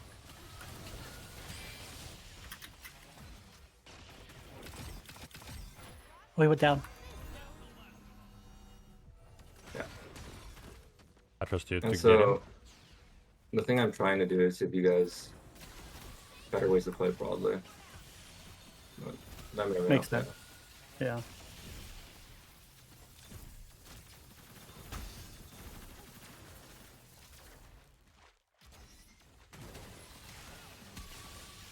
Oh. I said something that's interesting about these games that we're playing as well. Like we are playing in like a 3-stack and a bit lower MMR. It's like the early game is a lot more enjoyable. But whenever I play solo on my main, it's like maybe it's just because my ante's so high and I just feel like there's a lot of risk to it, or I know my team probably won't res me. But like at the early game, oftentimes I do not fight for like the first like 5-6 minutes of the game. I just farm. And, Yeah, like, same. I wonder, like to me it feels like a problem, but maybe not to the general player base it does. But to me it's like I want to fight people. I want to get involved. Like even if I'm playing like a character that's like I'm not playing Bebo, I'm like playing Celeste or Myth or something. It still feels like I shouldn't fight early, which just feels kind of bad to me. And maybe some of the like the recall things what you're talking about might help it. But yeah, it's kind of an interesting problem that I have personally. Is the reason you don't fight primarily oriented around like the econ, like the payout of not fighting, the ranked like over under as a result of fighting? Like where's like the like so you're saying like, hey, I have pressure not to fight. Where does that pressure primarily come from? Like what are the sources? I'd say it's mainly it's like the econ, I'd say, because I want to get my items, because if I don't, I might get screwed over in the early game, and like I might just get screwed over. And then also like it's mainly just because I think my team won't be able to res me. I'm okay if my teammates die. It's just that I don't think like I'll just res them a million times, but it's like I just don't think my teammates are gonna res me. So I guess that's an interesting question. Why do you feel like your teammates will not res you? because I have past experiences that they do not res me. Sure. I'm not trying to deny your experience. Yeah. I'm saying like, hey. But that's why. It's okay. 100 people have ran by your wisp. You know what I mean, right? Or like seen that you died, right? Or even further up, it's like maybe they didn't even see that you died. They're like, oh, why are we down one like 4 minutes later? You know, like of those things, if you had to speculate, right? Like, why is the case that like, hey, I'm not getting res? What would that look like? Most of the time, you can talk. Oh yeah, but the first thing I thought about when I said that is like I don't think people care as much. Like when we have such differences as rank, even if you play with like diamond people, their risk versus reward compared to like legend players, they're like, oh, well, just not care too much because they don't lose the amount that we lose. Gotcha. That's you think so? It's an RP disparity thing. I think so. Like I've had games where it's like I've been I'd be called pussy on a regular basis because I'm not fighting and doing a single thing because I need my grips, my relics and kicks, and then I'll start doing things like, yeah, but we can fight there, we can do this. It's like blah blah. Oh, I fucking that up. So like if I end up then dying, then they just want to fight because they haven't been fighting at all, so they don't really care about like the repercussions. Yeah. I think part of it also is that you don't get RP unless you fully elim a squad. So it's like sometimes even if you enter fights, you're not getting enough reward from it for it to be like worth the risk in the early game, I think. Fuck. I almost had him. Not quite. Oh, No. Oh, bomba. this one is a little bit harder to res. That was my bad. I tried to bait them in the corridor, but my whatchamacallit is still too low level, I think, the grenade. Do I need to go for res? I can, I think. Also, I'm probably just running off on my own. No, that's what I mean though, right? It's like, here's the thing. I think even in natural gameplay, a lot of times there'll be situations like this where you run off on your own, and we can fill this space by talking, you know, and knowing that we're going to catch each other. But what you're describing is like, hey, there's gonna be a lot of situations where I try to do this, and I don't feel like I have either the rapport or like the alignment from my team that they're gonna res me. Oh, fuck.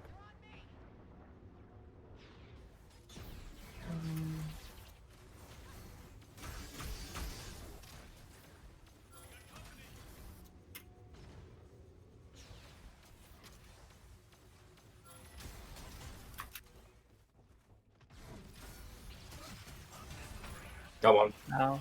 Nice. Their squad's almost finished. Aluna picked up one. Oh, he went over the wall. There's no way. Oh, it's from the impulse from me.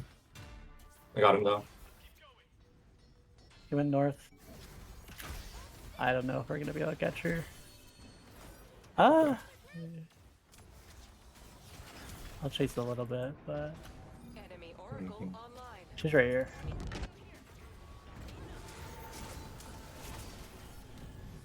If I recall the Thomas Takington, is that I wouldn't recommend it currently. Wait, you can.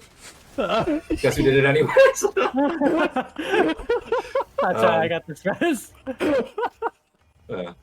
I was kind of playing it angle for a while there. I respect the balls though. No, but I think the delta and like RP and like misalignment around like fighting and risk reward is something that we can think more about. I think part of it is like we could just make. I think we will make at some point economy changes to make it so that it is less. You feel less pressure. To be as resource oriented at different phases of the game. That's one. But the other half that I think is more interesting is like, can we? Sorry, let me buy something real quick.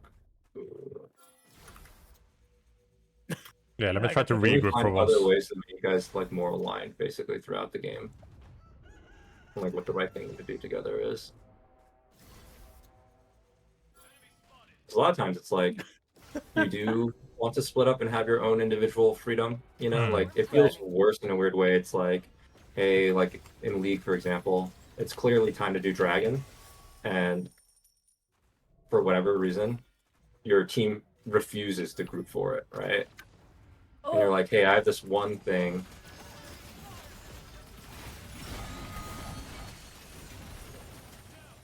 And we can't do it together. Last one.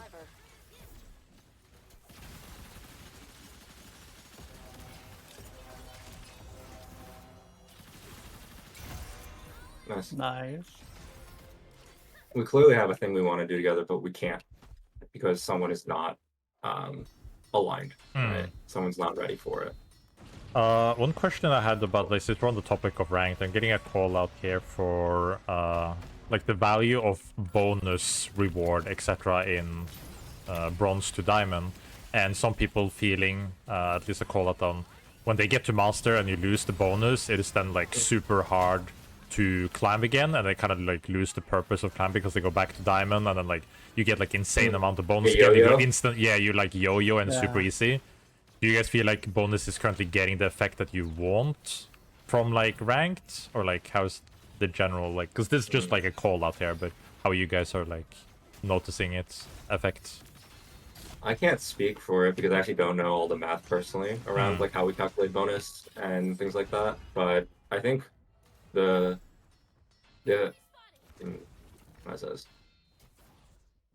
I think yo-yoing and feeling like you can't climb is always frustrating, right? But I'm gonna be like extremely candid here. It's like if you're a hard stuck masters, that's sort of just what the outcome is. It may not be the case. Oh, like that was definitely an inter move, but like I But think again, the rank system is supposed to get you after a number of games played to the rank you're supposed to be, right? And at a certain point, you're going to encounter players that are better than you, and that's or eventually at your skill level, and that's supposed to where you're supposed to even out, right? And so if the net effect of it is like, hey, I'm evening out at a certain rank, whether and that could be diamond, that could be master, that could be gold even, right? It's like, hey, if you're telling me you are at the rank that you're appropriate for, that feels correct to me. But if you're saying like, hey, at the master diamond cutoff specifically, I had this really unfortunate experience of constantly yo-yoing across these two ranks and not feeling like anything's changing or is different. I'm more receptive to that and like looking at that and evaluating whether or not it makes sense. yeah, I because think for yeah, sorry, the follow up. Yeah, the kind of follow-up on that is kind of like the value of actually then getting to the rank, because then other people are like, it doesn't feel hard at all to get to master. It's more like a grind and a skill, because I agree, like, okay, if you're stuck on a rank, it's because you're maybe not good enough to be able to climb to that rank. But then the other hand is people feeling it's too difficult to get to that point where diamond is just like you play enough and everybody will get diamond, but at that point afterwards, Apex ranks feels really good because you need to be good enough. But did I really deserve to get diamond then? Because bonus points are so high, if that makes sense. I think it should just be more like gradiented. Like it feels like just a sharp cutoff. Because like even you know I'm a legend player and I play legend all the time, but when I hit masters like on my room account where I did no armory, it was very jarring of like the bonus versus non-bonus. Like the game became a lot harder to gain RP all of a sudden. Gotcha. And I like the current system for this. Like, might be a hot take, but I'm currently like, I like the structure of kills versus placement and like the amount of gains. But I can also see like people feel like they just gain way too much. Oh, what? I can pick. Yeah, he pushed me super far. Well. Yeah, where like you just gain like so much when you are in like the lower echelons. It doesn't feel fair. I mean, a tactical ask, and again, I can't speak to the rank stuff as much, but like it sounds like what you're asking for is like, hey, I wonder if I can keep some amount of my bonus going into master, and if that means like costing or like smoothing out the gradient what that bonus looks like over a wider spread of ranks, that'd be more acceptable. Is that what I'm hearing? I guess it's kind of opposite, like where like what would the world look like if we didn't have bonus at all? Would that be more or less fair? I think the problem with not having bonus at all is that like part of the function of bonus is also big punch is to accelerate players that are higher ranked to places that they're supposed to be, right? Yeah. Right. And so not having bonus at all is sort of like saying like, hey, we're fine with them being the same rank for a longer time, and then you get into weird matchmaking for perception actually, which is like, hey, maybe it's just like the bonus is then too high if a lot of people feel like, okay, bonus is good, is getting like the people that needs to be in that situation like to the place where they're supposed to be, but a lot of like regular people, quote unquote, like is getting too high up, so it doesn't feel as rewarding as well. I mean, if there's like a midpoint or a sweet spot tuning that makes sense, that like accelerates people fast enough to where they are accurately while still preserving the feeling of how to say, ranks feeling appropriately earned and like minimizing the yo-yoing at specific cutoffs, I think that's ideal. But the truth is, like, at some point, bonus essentially will always run out once you're at like the rank that you belong in some ways, right?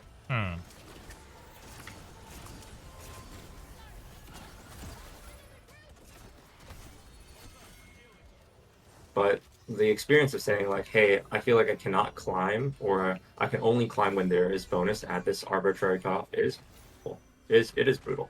Like, I don't think that's like a good or fun experience. I just don't know what like the ideal solve for is in this moment. because there's like, hey, the suggestion is remove bonus. Remove bonus has the outcome of saying like it decelerates a lot of other players. Oh no, I'm dead. I'm dead. Same. There's a GA below, GA below.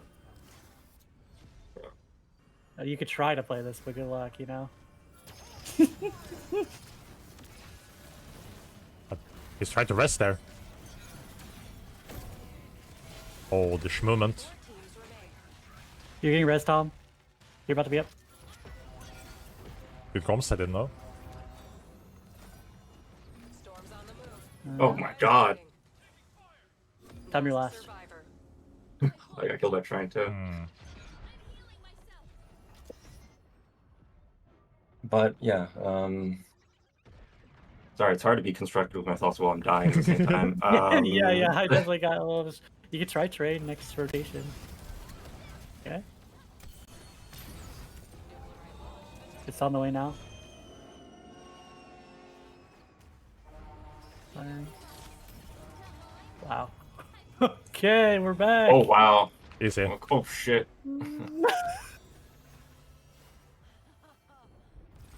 Easiest game of my life. 3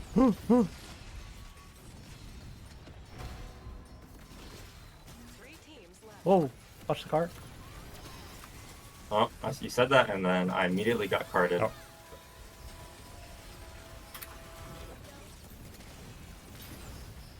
Still another team. Oh, I got dropped hard. And now I don't have my moving out of mana the way. perks. Ugh. This might be rough. Wait, come here, come here. Here, take dash engine. Oh, I have Dash Engine. That's the only one I have. How's it looking Oh. for you guys? Oh. Should I come? Oh. Oh, I got dumped by another team. You can maybe. Those 3 squads. Most wanted to your north. I have to. I have this guy. almost one. Oh my god! Chungus! Oh, I was not in that. You're the only I'm dead. Unlucky. You're last.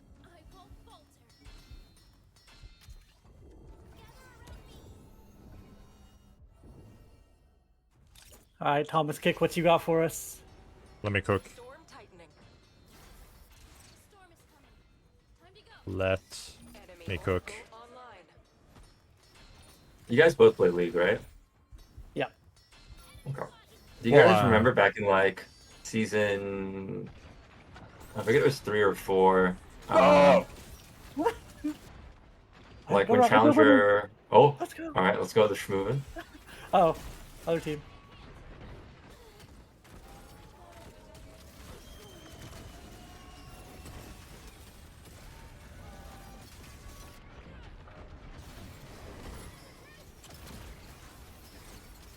Yo. Whoa, okay. Let me Oh, cook! oh my god. I fell. Oh. Okay, up to you guys. I wish I. Oh, no. Wait, maybe box quick? No, people. Wait, there's the most wanted. Last, Wait, we last killed, guy. we killed. I missed. Oh my god. Wait. Guys. I can't hit him. I'm on the thing. Yeah, I'm dead. I'm dead. I'm dead. Oh my god, I wasn't paying attention, dude. Oh my god. I got so distracted. Random Eva flies by with most wanted. Oh my god. Good T. Oh. What were we talking about? Yeah, I don't know. You asked yeah, us if yeah. we play You know- League. Yeah, so I forget it was like season 3 or season 4 when like Challenger was first introduced as a rank. You remember how there were people that were like Diamond 1 and 99 LP? Yeah, And yeah, then yeah. like I was one of they those would people. they would win and get 0 LP. Yeah, yep. Or That actually like happened to me. Same thing happened to it- Plat 1 as well. yeah, there's basically like this hard because like you would have to be higher MMR than the lowest Challenger player, right? In order for you to climb up, and that process was really tough because like you get to like 92, you know what I mean, and then get like +2, 95, +1, +1, and then you get to 99, it's like +0. All right. Yeah. And you're sort of there like winning and you're like, what the fuck? You know, I remember watching Bishu's stream at that point where he was like, Diamond won 99 LP, he won, and then at the end he's like, oh, I'm so excited to hit Challenger. It's a +0, and it kept him at Diamond. And I think that's like the unfortunate challenge with like these like cutoff systems, you know, essentially, is that like there's a point where you do hit a hard wall, and it can be extremely demotivating to keep going to the next thing. But it like resorts itself once you get past that wall, right? Like what you're describing around like GM or Legend, where people feel like their gains and their losses and like the rank that they're at like more accurately reflect like how skilled they are at the game, right? That's the other side of it. It's like when you go to this system that's crisper, that is harder, that has like more specific stakes and antes over a repeatable set of games, the rank means more, right? The rank certainly means something at Master and certainly means something at Diamond, but the truth is, yeah, as you get higher and higher, the burden on the systems is to be more and more accurate and to reflect sort of the truth behind the rank more and more. And if you're running into this barrier right now, specifically around this Diamond Master threshold, I think we could do things like explore, and again, this isn't a commitment, like explore gradiating out how that bonus works over time. But the flip side of that is like it's always demotivating to not be able to climb as much as you want to.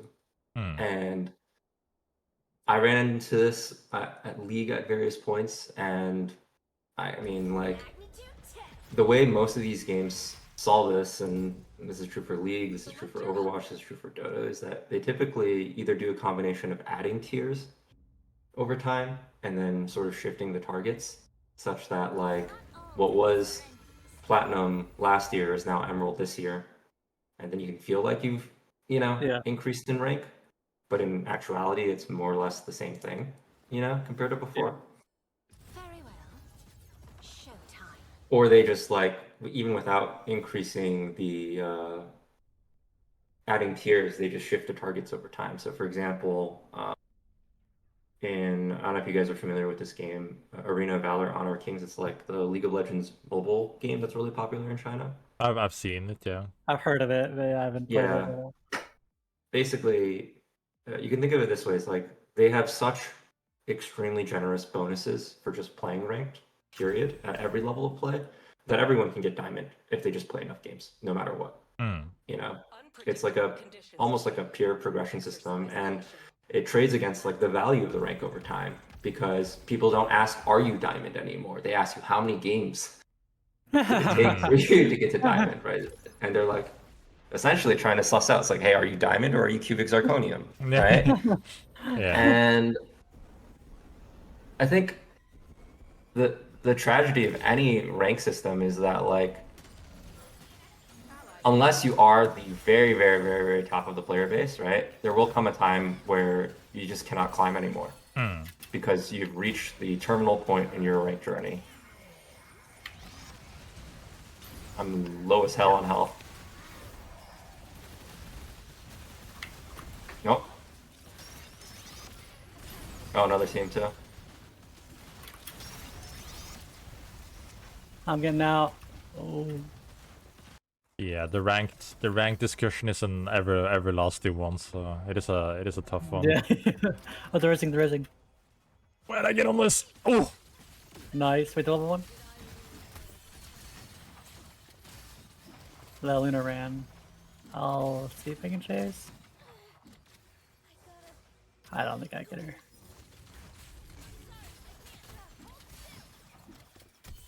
That squad has only one survivor. I'm bee-hopping after her. Oh, do I chase her out into the storm? She's going for a car. good luck, soldier. No, I pressed F and I didn't get in the car. I could chase her around the map. I would do this on my main, but we'll let the EU player have a break, you know?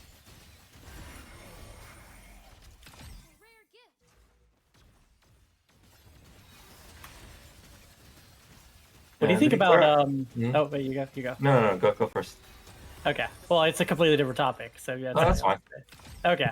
I had a question in my Discord from Wired about pod racing. I mean, that's what it's called nowadays, but it's like, you know, bee hopping. Like Tetra has it where I LMB, then I glide.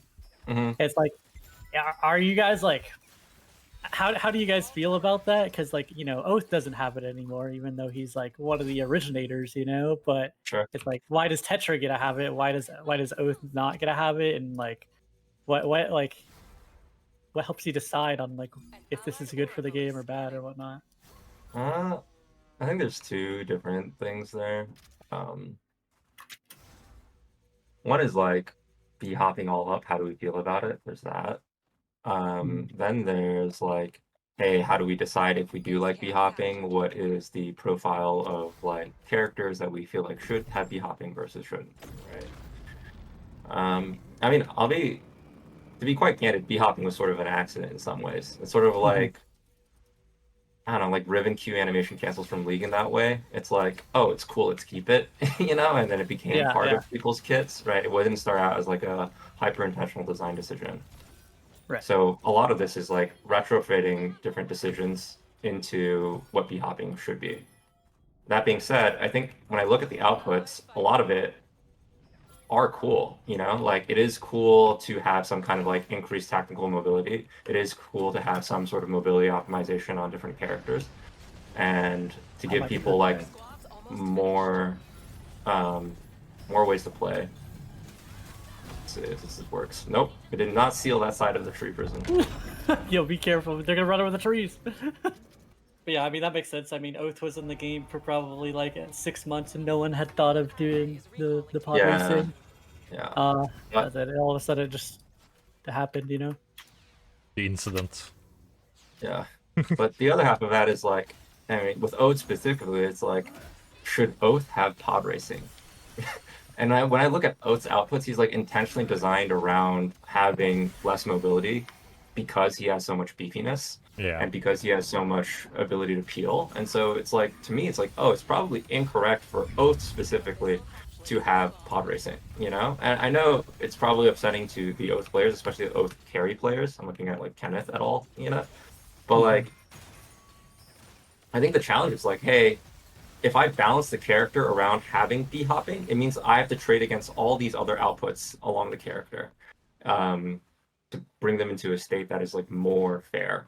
And I also have to do that in a way that like it opts into a lot of the problems that, for example, Riven does too, which is like her damage output has to be balanced around people who can animation cancel, not people who cannot animation cancel. And that makes the character less valuable at lower levels of play because they don't know how to do it as consistently, right? And less accessible as a result, right? And to sort of loop it back to our other conversations, like, do I want tanks to be that's kind of like already a weakness in the roster, so to speak, to be even worse off at every level of play beyond like the highest levels of play? That feels also incorrect. So that's why I would say like I wouldn't give Oath bee hopping in particular, right?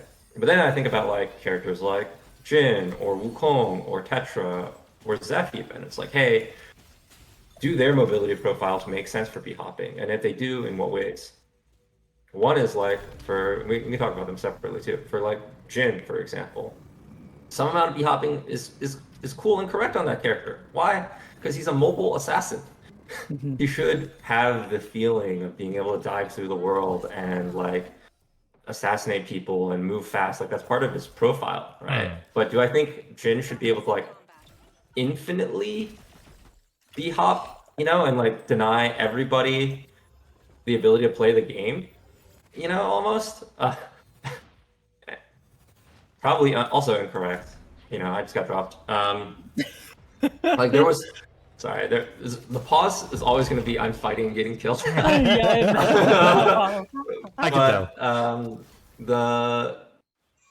For example, there was a while where Jin's bee hop was like a combination of like no decay and you could just keep doing it forever, and he felt functionally uncatchable, right? Yeah. And so it was like pre-Sky Sharks, Jin could Sky Shark by himself with infinite fuel, you know? Yeah.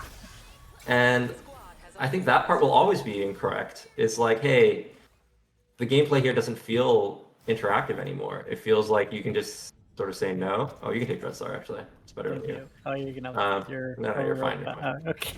Okay. No, you. No, not you. No, you. Okay. A meteor beast has landed. And so it's like, hey, how can I give this to Jin to give him some of this mobility profile without making it completely degenerate? And that's where we had it started ending up decay, you know? Yeah. Wu's in a similar boat to Jin. It's like, hey, he has a more mobile profile, right? He wants to be this sort of like more hit and run character compared to the rest of the roster. So we should enable him some to Americans. have some amount of tactical mobility. Are you guys okay? Yeah, we're good.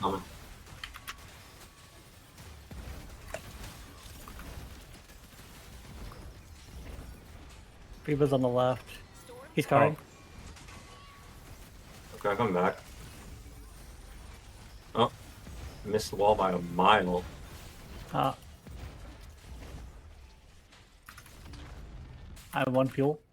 But say Tetra right now that you're playing. Why is B-hopping important on her? I think it's because her mobility profile is lower than the rest of the cast, right? Like she has 1.5 dashes is the best way I think about it, right? And so giving her the ability to B-hop is important because it gives her some more tactical movement expression and makes her feel like there's more things that she can do.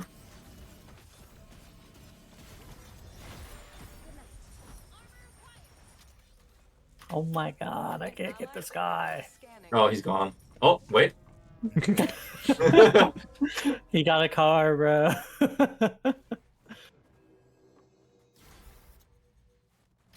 No, I mean that makes sense. That makes sense.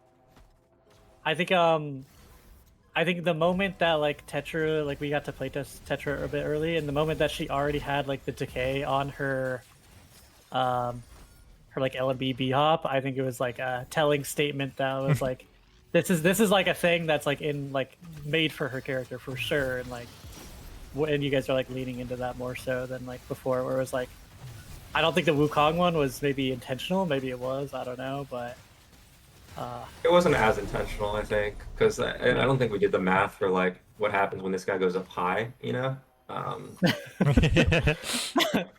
Didn't check that the roots. yeah.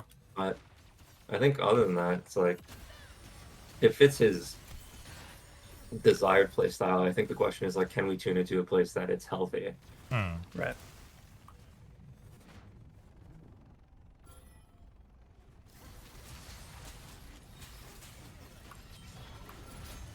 Okay. Should dagger down. Crushed you in the wall. Oh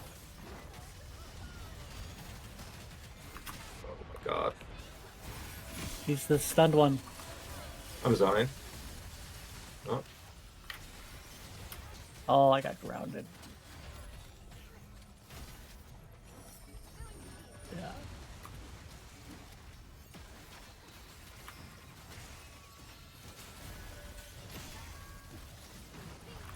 I'm gonna scale them.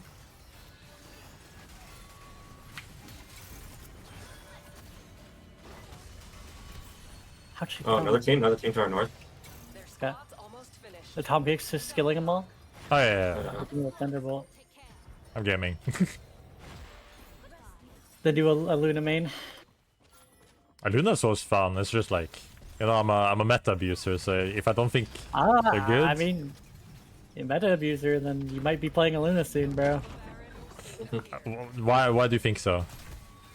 Do you not think she's good? No, I don't think so. Oh my god. I think don't change it. like the like the thing that makes like Eluna like decent now is kind of the build, but I don't think it makes Eluna good. It's like she has the same issues in ranked where the only thing she's good at is reviving people. So if I'm playing Eluna, I'm like on the basis of my teammates dying and I can save them, but I don't think you can like carry. And if people just stand on the wisp or like play around just securing the wisp, I don't think Eluna does much other than running. Like she's annoying, like she's running and like surviving. Printer. I think she could print some RP, I ain't gonna lie. I feel like she does a decent amount of damage too, actually, personally. At least more than her profile might suggest. If you just keep doming people with LMBs, especially if you hit them with RMB, you can duel a lot of people right now, I think. No, yeah, I agree with that. Like she's not bad by any means, it's but like I just think There's a lot better stuff. Better stuff. Like, I personally think Tetra is the strongest hunter in the game right now, so I'm abusing Tetra. Really? What if I told you she has the lowest win rate in the game right now? Well, she's hard, for sure. I think the problem is that she's really hard. What if she does? No, like that. It doesn't surprise me that she has a very low win rate because she's really hard.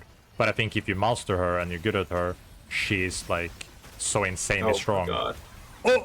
Oh, dunk changes. Thank you. Pick him up. Pick him up. Yeah, I'm trying to.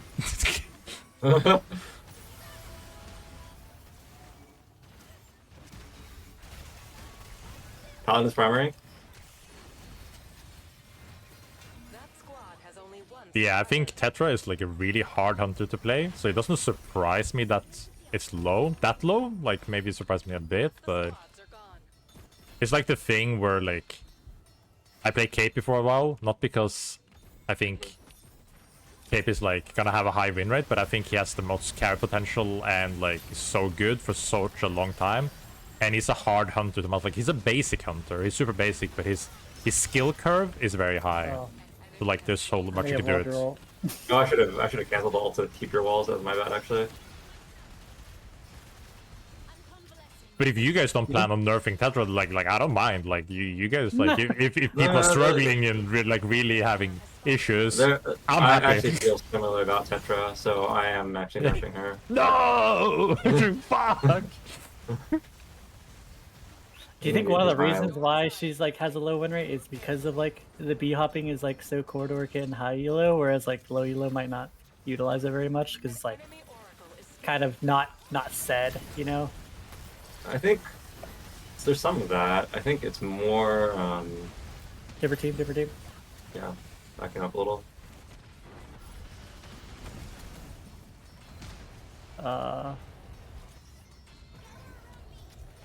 I'm scared.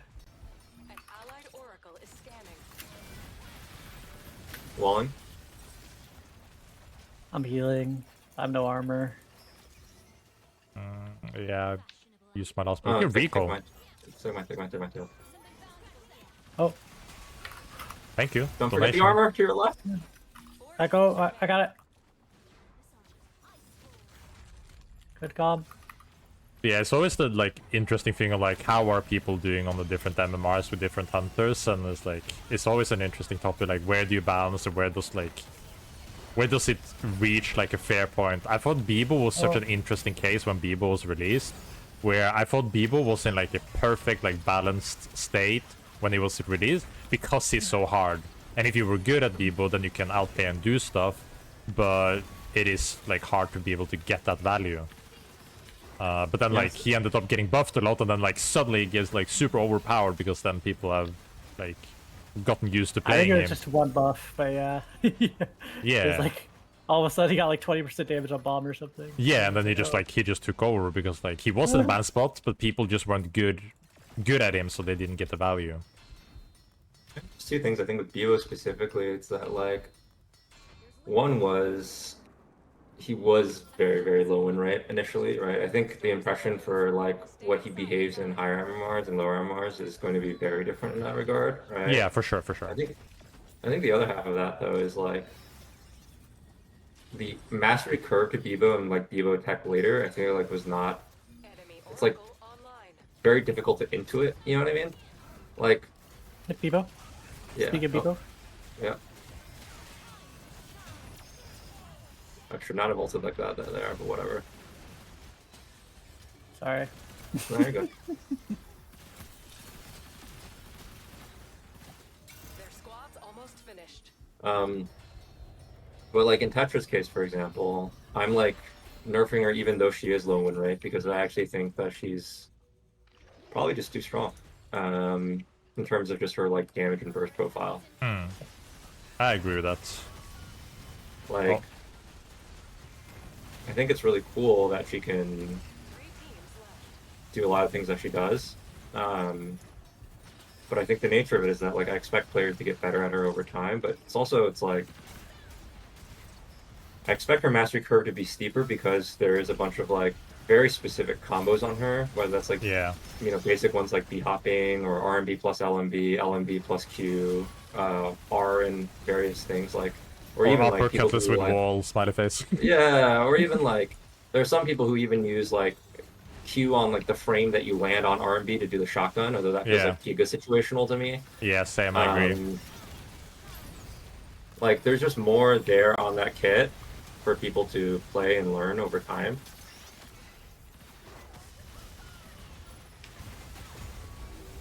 What was that dunk? Anyways, so I expect her win rate to increase more gradually over a period of time. Phoebian on the right side, people invis in water.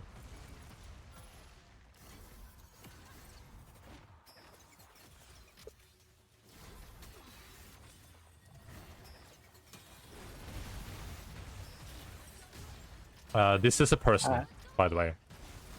Oh, I probably shouldn't have hit him like that. Sorry. Lemur is like immediately, hey. This is a person? Okay, I'll shoot him then. Alright, heard, understood. Mission received, he said, bro.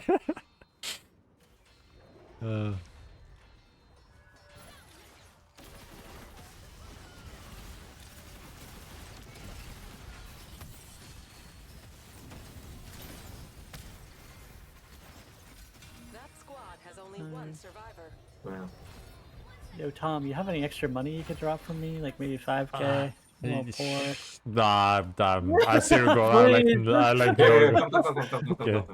He has 20K. He has 20K. Right click it once. Right click it once. Okay, it hurt. My Thank money. you.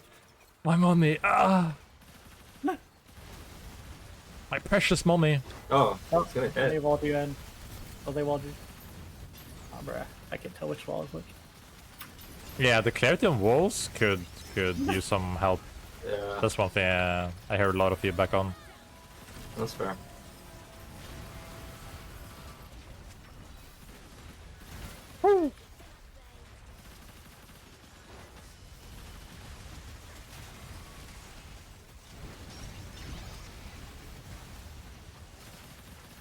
Oh.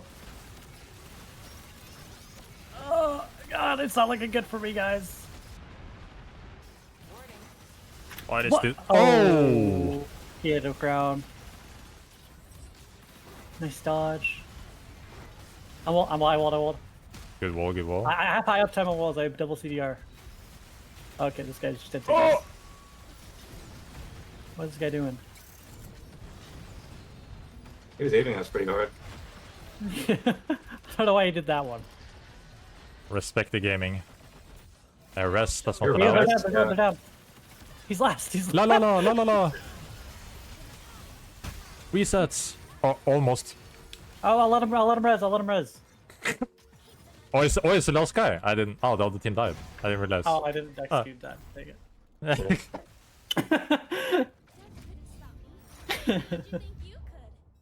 Wait, we've been playing for 2 hours. Wait, that's It's crazy. too long. That is insane. Time flies when you didn't game feel like Supervive. it didn't feel like 2 hours at all. I did. I mean, I got a question from Twitch chat, and they wanted to talk about the armory. Sure. I have Is there gotten some any- questions is it- about that as well. Yeah. Wait, you go then, Tom. Oh, Talk about the armory. no, I think I don't have like specifics, but more so like the idea of armory and how you guys are seeing the feedback on it, the potential changes, or like how you're happy and what you're not happy about, and kind of the system as a whole. I think the things I like about the armory is that like giving people more consistent access to like actives, or I'm definitely not playing Wukong on this ping. Second. More consistent access to powers, like and actives and things like that, or combos with their character, right? So that they can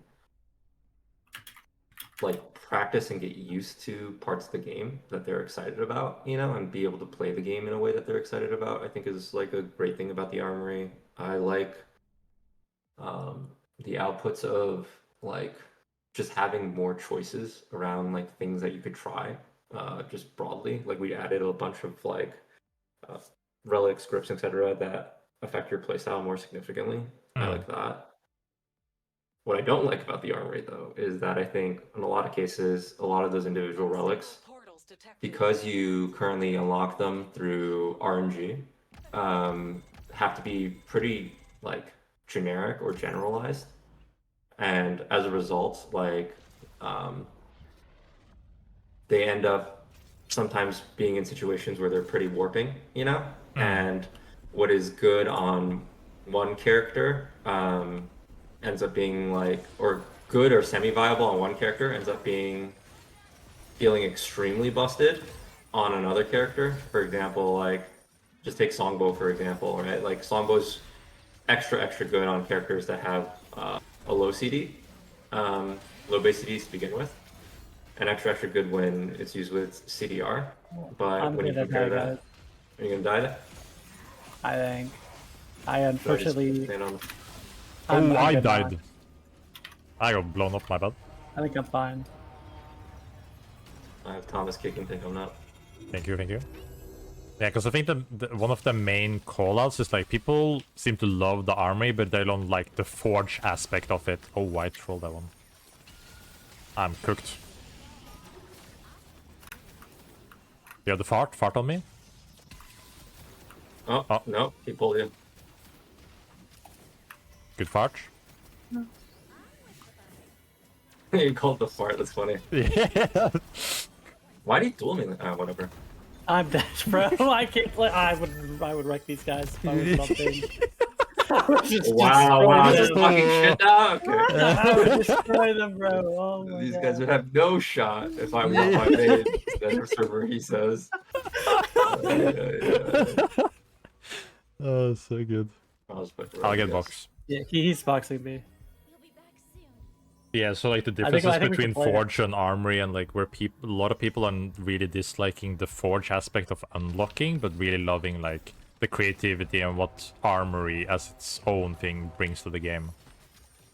Yeah. We're working on stuff, but all I'll say right now is I feel similarly. Okay. So you can't leak anything? Nope. Nope? No, okay. no Bart leak? No, you can consult safe lock for all leaks, you know. Okay. But you would say like you guys plan on changing it pretty like some of it, yeah? Yeah, we're looking at changing it. At least some of it. Like there's a couple of different set of changes that we're testing, we're thinking about right now. It's a combination of both like how we're thinking about approaching how different pieces of content are unlocked and what what that means. But I think it's like, I like to your point. I also do think like when I think about individual pieces of content, for example, within the armory. Oh. Goodbye. Individual pieces of content in the armory, I would love to be able to personalize them a bit more for different hunters and things like that, because I want sometimes people to have the possibility of using individual relics more, as opposed to just saying no. But the ability to adjust them differently would help a lot, because the same like flat 1.5 second CER means something very different to like Shiv, whose Shiv cooldown is 5 seconds versus, you know, Hook level 1 cooldown, which is like 21 seconds or something insane. Right? So you're saying like if I was playing Celeste, the Songbow could do something different versus when I'm playing like Oath or something? There's that. There's also things like, for example, we were forced to make like, or not forced to, but like part of the reason we made Thunderbolt proc on like LMBs in addition to abilities is because we wanted more of the cast to be able to use it more generically, right? But that also means that Thunderbolt's effectiveness is, you know, mutated by basically how well you can shoot LMBs. And realistically speaking, you could make that not proc on LMBs and proc on only abilities and have the output be stronger and have it be specifically strong for a subsection of the characters versus have to make it work for the entire roster. Yeah. And then balance it around the strongest user of it across the entire roster, if that makes sense. Yeah. That's fair. Pretty much every item is balanced for the strongest user, almost. Yeah, and so I think, yeah, it's, again, no promises, but like one of the things that I personally am interested in is just making it so that like a wider variety of the roster can use the items that are most exciting to them without feeling like they're beholden to the tunings of like the strongest user of it at all times. Mm. Like, for example, like even like Resonating Idol, I'm like looking at and adjusting, but it's like, hey, the strongest user of Resonating Idol for a while was, I don't know, Hudson, Jewel, Yeah. KP, right? Like, Oh, sorry. Continue. look at how. Uh, Oh, we have to get our boy up. I can get him up over here. The storm is closing. I can too, I think. Okay, you can do it then. Oh. Didn't want to interrupt you there, sorry. But like, for example, like Ghost with Resonating Idol being able to fire a lot of lasers, I think that's like an exciting build, you know? It's just that like you can't keep the tunings for Ghost the same as the tunings for Hudson, because otherwise you just end up with a bunch of people playing Hudson just giga body slamming you into the ground, you know? And so like I want to fulfill the promise of different builds and interesting playstyles and whatnot, but part of what we have to resolve first is like for the individual users of content, how can we make it so that like they're more resilient? Oh, that makes a lot of sense. I think that sounds very exciting, yeah. Yeah.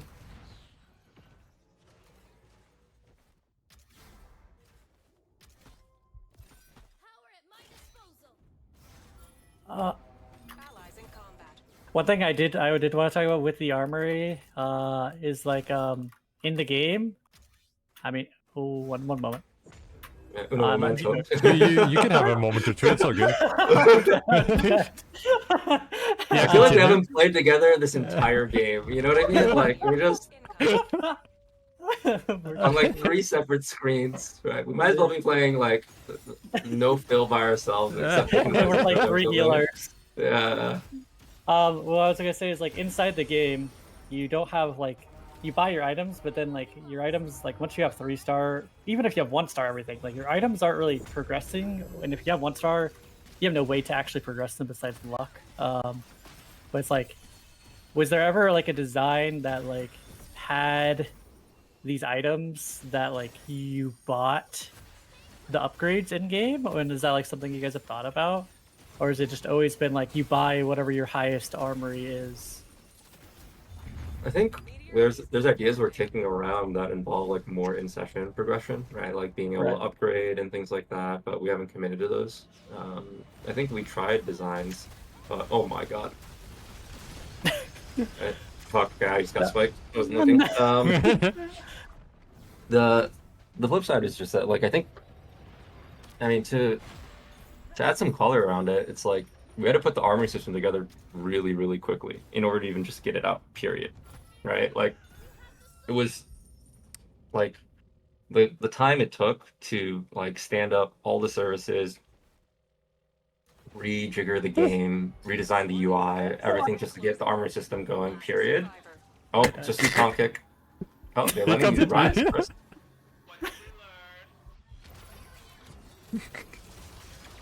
No, make it hit!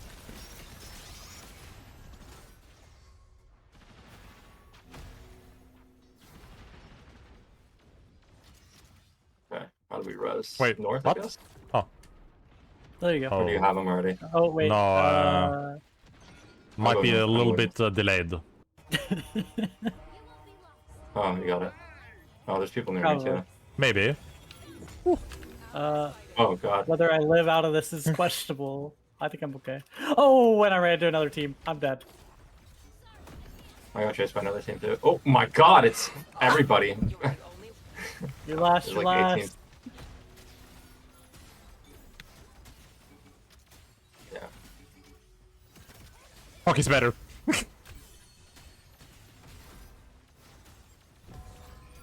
Oh. There's a whole different team. Oh, nice. There's a car on your right. Oh, so some people. No, I see a renewal. Yeah, so we were talking about. No, We're in our vulnerability button. yeah, I wish we tested more like in-session progression stuff. Yeah. I'm like excited to try some of it. Again, like something that like we're still talking about, we haven't committed to yet. And I think the thing that we are most interested in just adjusting first is just how you unlock content and how that content is tuned across different characters. It was sort of like more first order. Mm-hmm. That makes sense. Yeah. I think somewhat related to that is like we are experimenting with when and how you like over the course of a session unlock different grips, or not unlock different grips, unlock access to buy different things like relics or grips or things like that as well. So we're thinking about those sort of things. Like inside the game to unlock a lot from them. Oh. Yeah. That's another way it That'd be also kinda can cool. also alleviate economy concerns, so you don't feel like you have to buy everything all at once. Yeah. It'd be like, obviously, like a rough thing would be like day 1, you know, you can't buy your relics. Day 2, you could, or something. Yep. Oh, That is I what like we're that. looking at. I like the idea of that.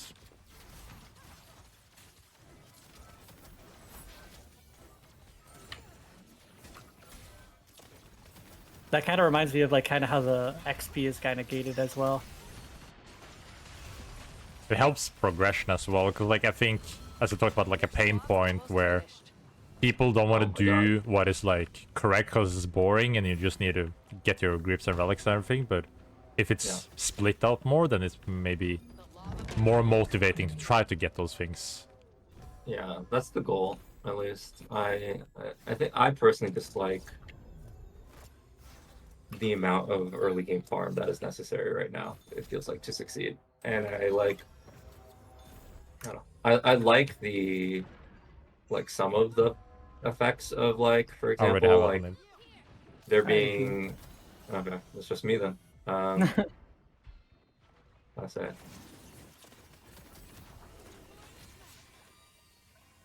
I like the effects of certain like relic shops being like a place where people like fight a lot. I think that part is kind of cool. Is that I like it too. Like I know where I need to go to get the action. I do not like the binary of like, hey, if they got to the relic shop 5 seconds before you in speedbot, you're cooked. You know, Yeah. typically speaking, I don't like that. I don't like feeling like I don't get to play the game or fight until I get to the relic shop. That I also don't like. And I think those are all things that like we're trying to address. La la la. Oh. I gave him a platform. You're such a nice guy. That's why I like Brian Koala. I just felt bad for him. Warning. Storm closing. Oh, nice. I love Battlegun, man. 200 ping Bungie. Yeah. EU Bungie, baby. EU Bungie. I like Bungie a lot too, actually. Me too, me too. I've been using it a bit more now. I don't think it's as good as Grabby the Squid, but I don't think anything's as good as Grab This Squid, brother. But that's why you get both. but then I don't do damage. But then you do like me, you play Kingpin, you get both, and then you dunk everybody.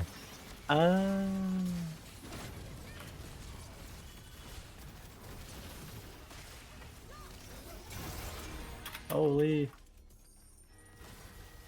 Wait, do you want a Ethereal Touch on a Luna? That sounds pretty good, right? I'm down. I'll drop it. I can take Legendary. There. Sure. Wait, oh, sorry, I was looking at the wrong character. Actually, I need let's see. Oh. No, it's fine. It's fine. It's fine. No, take it, bro. This I'll take whatever else, man. I don't have any groups. Oh. Have y'all considered like something that I've kind of wanted for a while? I don't. I'm sure I've wrote it down a few times, but like, I want armor to like matter, and like the progression of armor to matter a bit more. It feels weird in the game that you can just drop for gold armor, and then like, if you play well, you know, you can just keep it the entire game, you know, and then yeah, it can upgrade to red. But there's games like Apex where it's like their whole paradigm during the game is to upgrade your armor. But to me, it just doesn't feel as important in this game. And with the outplay button. Yeah, I agree with that. The kind of stems from like the 0 to hero build kind of thing with the day one stuff. Yeah, you want a sense of in-session progression, right? And one of the ways that you want that is like the defensive output of your armor, right? And you're saying like, hey, giving armors too early subsumes that, and also it's kind of boring. Uh-oh.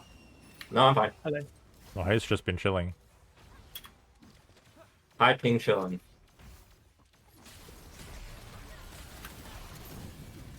But I think if the other things are being looked at, oh, I might be cooked. Okay, I'm good. No, I'm dead. Oh. Oh, no shot. Close, but not gonna. I got anti-heal though. I was like, I could just laser them on this flank. That was my bad. Guys, On my feet. I might go for this crown, but like that might. Yeah, you should go for it. I think they're chasing, mostly chasing. I'm cooking an angle, hold on. Cooking angle. Okay, Tom's on your left. Oh, Luna's They're here. chasing Tom on your left. Okay, okay, sorry, I was trying to buy E-Plots. Look for yourself. Allies in What's it? combat. The storm Oh. is closing. Oh, E-flat. Nice.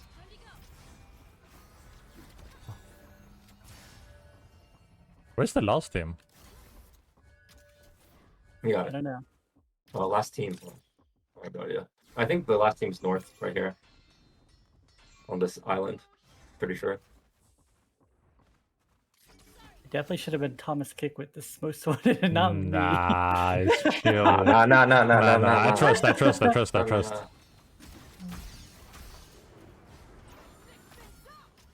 Boom! I respect it. Spike him. Okay, 25 seconds. I have another E-Plat. Do you have one? I have one.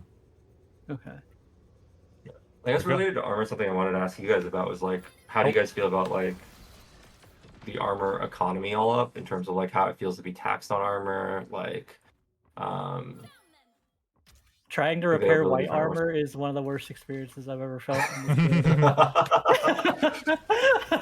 The white armor you don't like 400 for a tick, dude? and I've played when everyone had Trendemir ulti for the entire game, so yeah, it just feels pretty. Armor economy feels kind of weird. Oh, I could turn.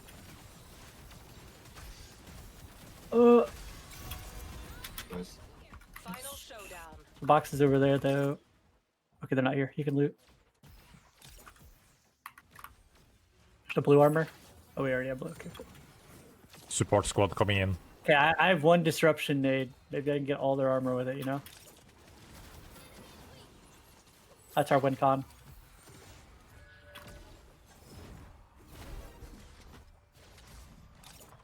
They're also They all have invisible. Vivian too. Warning. Storm closing. I'm chilling. I missed my EMP grenade.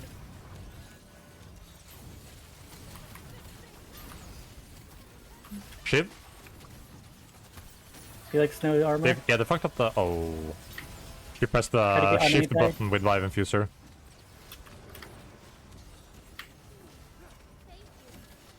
No, Ship it Lemur. on.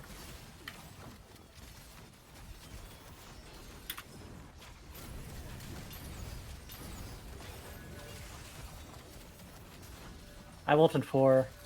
Try to look in there. Hit. Nice. I'll look at her, I'll look at her. I missed. Oh, did I? Oh, yeah, I did.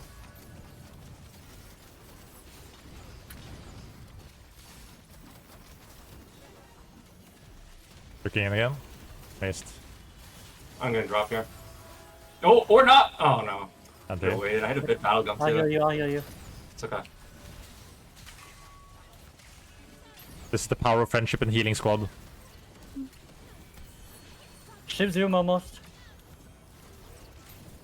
I'm trying to come over to you. I've still in 3 seconds. She's one. Yeah, I'll have to it's stomp off her, there. I'll stomp her, I'll stomp her, I'll stomp her. You go, you go. Go help him, go I got help him. dropped. I got the stomp.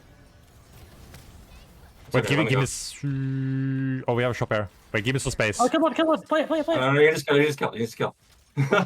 Tom's like, I need no. help, I need help, I need help. Oh. Just stop it as well.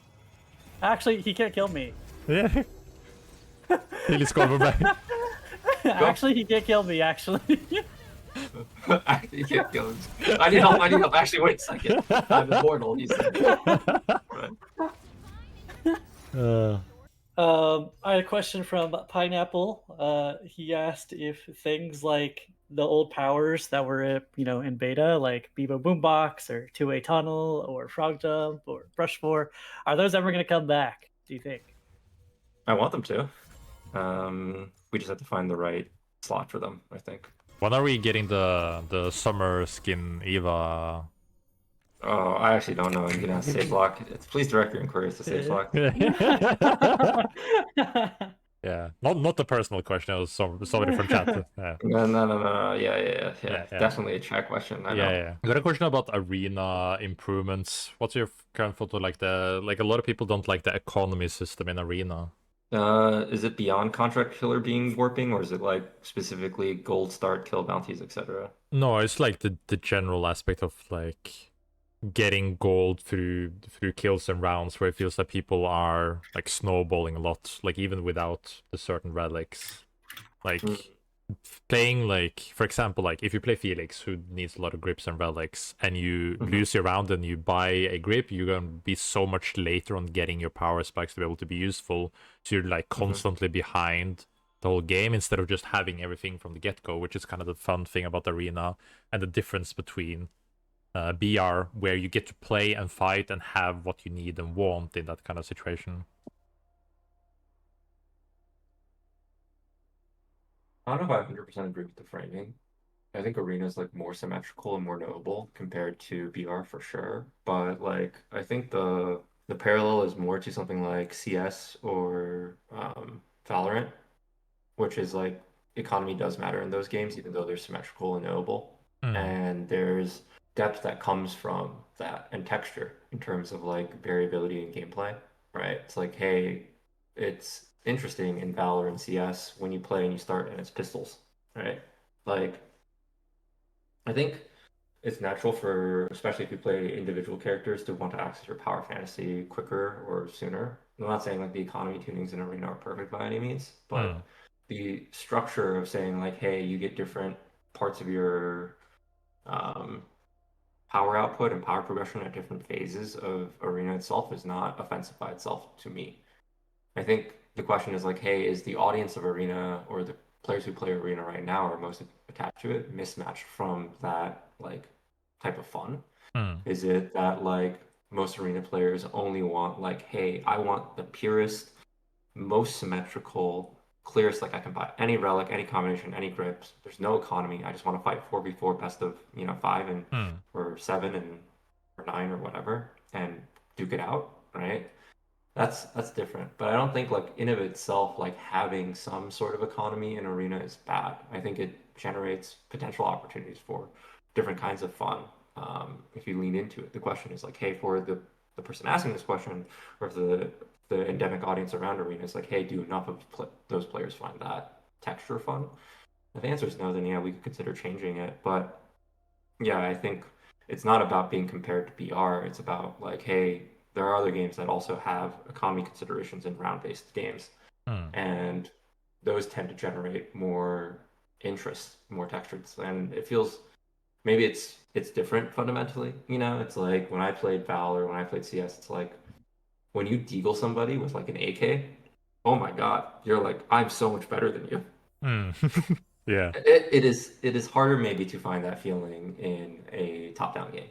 And it's harder maybe to find that feeling in a game where like the power budget is so centered around like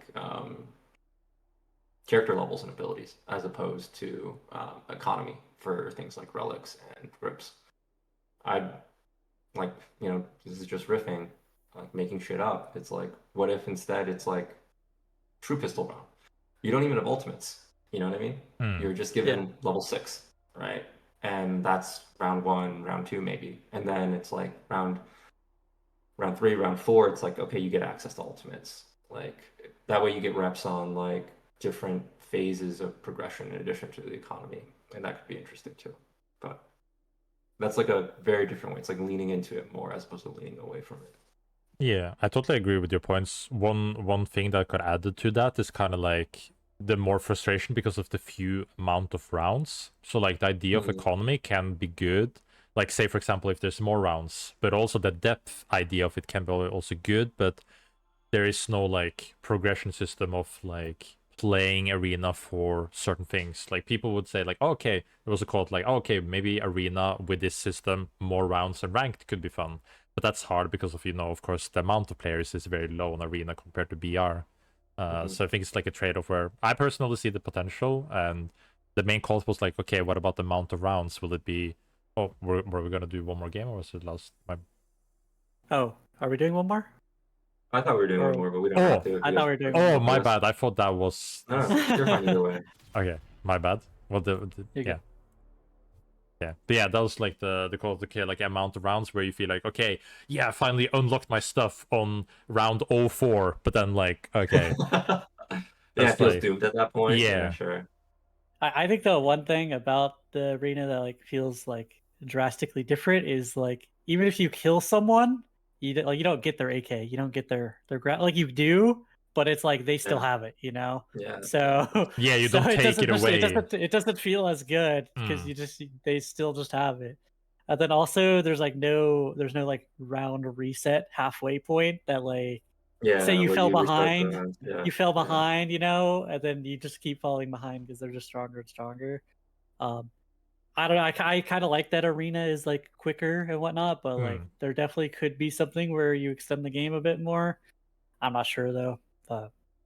Like I'm a competitive addict. If arena had this system with more rounds and like reset like this kind of stuff and ranked, dude, I would be gaming arena. I would go rank 1 arena as well. Like it's like since it's just a normal, more casual mode, I like to just like get into the action. That's like my personal opinion on it. So no, I think that's fair. I mean, I think it's like, hey, the statement is more like arena sort of in this awkward spot right now where it's between being like lean into the depth versus like lean into just like perfect symmetry. And the question is like, hey, which direction do you want to take it functionally, right? Do you want to like have it lean more into the symmetrical gameplay and say like, hey, satisfy the feeling of, hey, everyone's level 15 full up, you guys just fight, and the rounds are probably relatively quick because being fully geared means lethality is higher and that those rounds resolve faster and you can get more games in potentially, versus like, hey, if you want to invest in arena more, I would argue long term and generate like more variability, texture, different optimizations for different rounds and different gameplay.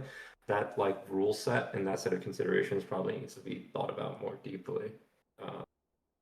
I mean, don't get me wrong, like back in like pre 1.0, dude, I fucking loved playing arena with you guys. Like arena was the only time I could. Back when you guys were bad at the game, arena was the only time. The good old days.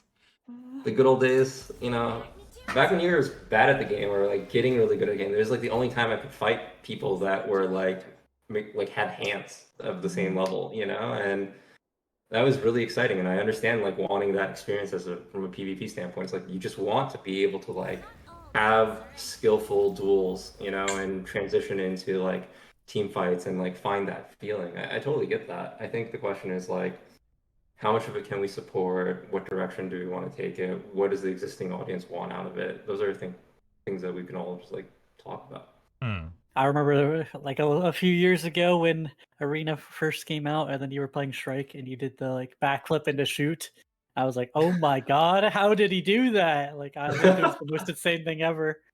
And then you get 2 shots. It's like, oh my god, this Strike Hunter is so broken. And then he starts shooting me through walls. We need to nerf this Strike Hunter. She's so broken. Holy shit. Do you think? I mean, yeah, go ahead. Do you think talents in any form, which is like a system that like in augments your abilities in some way, is ever going to come back, or do you think level 4 abilities fully replace that for hunters? I don't think level 4 abilities fully replace that. I think level 4 abilities are really cool, but like even less specific than talents, but more generically, I like the idea of like some kind of progression in game that comes from having some sort of choice, like pick 3. I love pick 3. I don't know. I just like the idea of like giving players like the appropriate set of options that they can pick, and sort of like adapt their playstyle around. Like part of it is like, hey, you make a certain set of amount of choices pre-match already, right? You sort of already know like, hey, this game for this individual character with this individual like set of like armory content at what phase of the game even, right? Like I would want X, Y, and Z. And that problem feels, I think, kind of solved kind of quickly in a weird way. Yeah.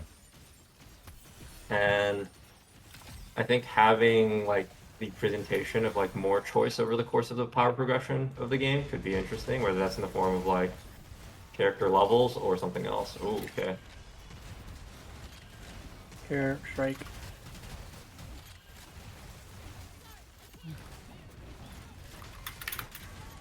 No Oh my Tetra God. RB? Wukong's low. I'm low. Oh, I'm It's cooked. probably not good. He's full finishing on me. the run. I entered. I'm running. I 100% entered there. Oh, yeah. I'm worried about my mana a lot. Ah, you're chill. We're good.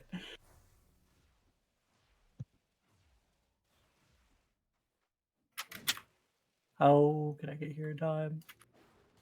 No. Oh man. Oh man. Anyways, what were you saying?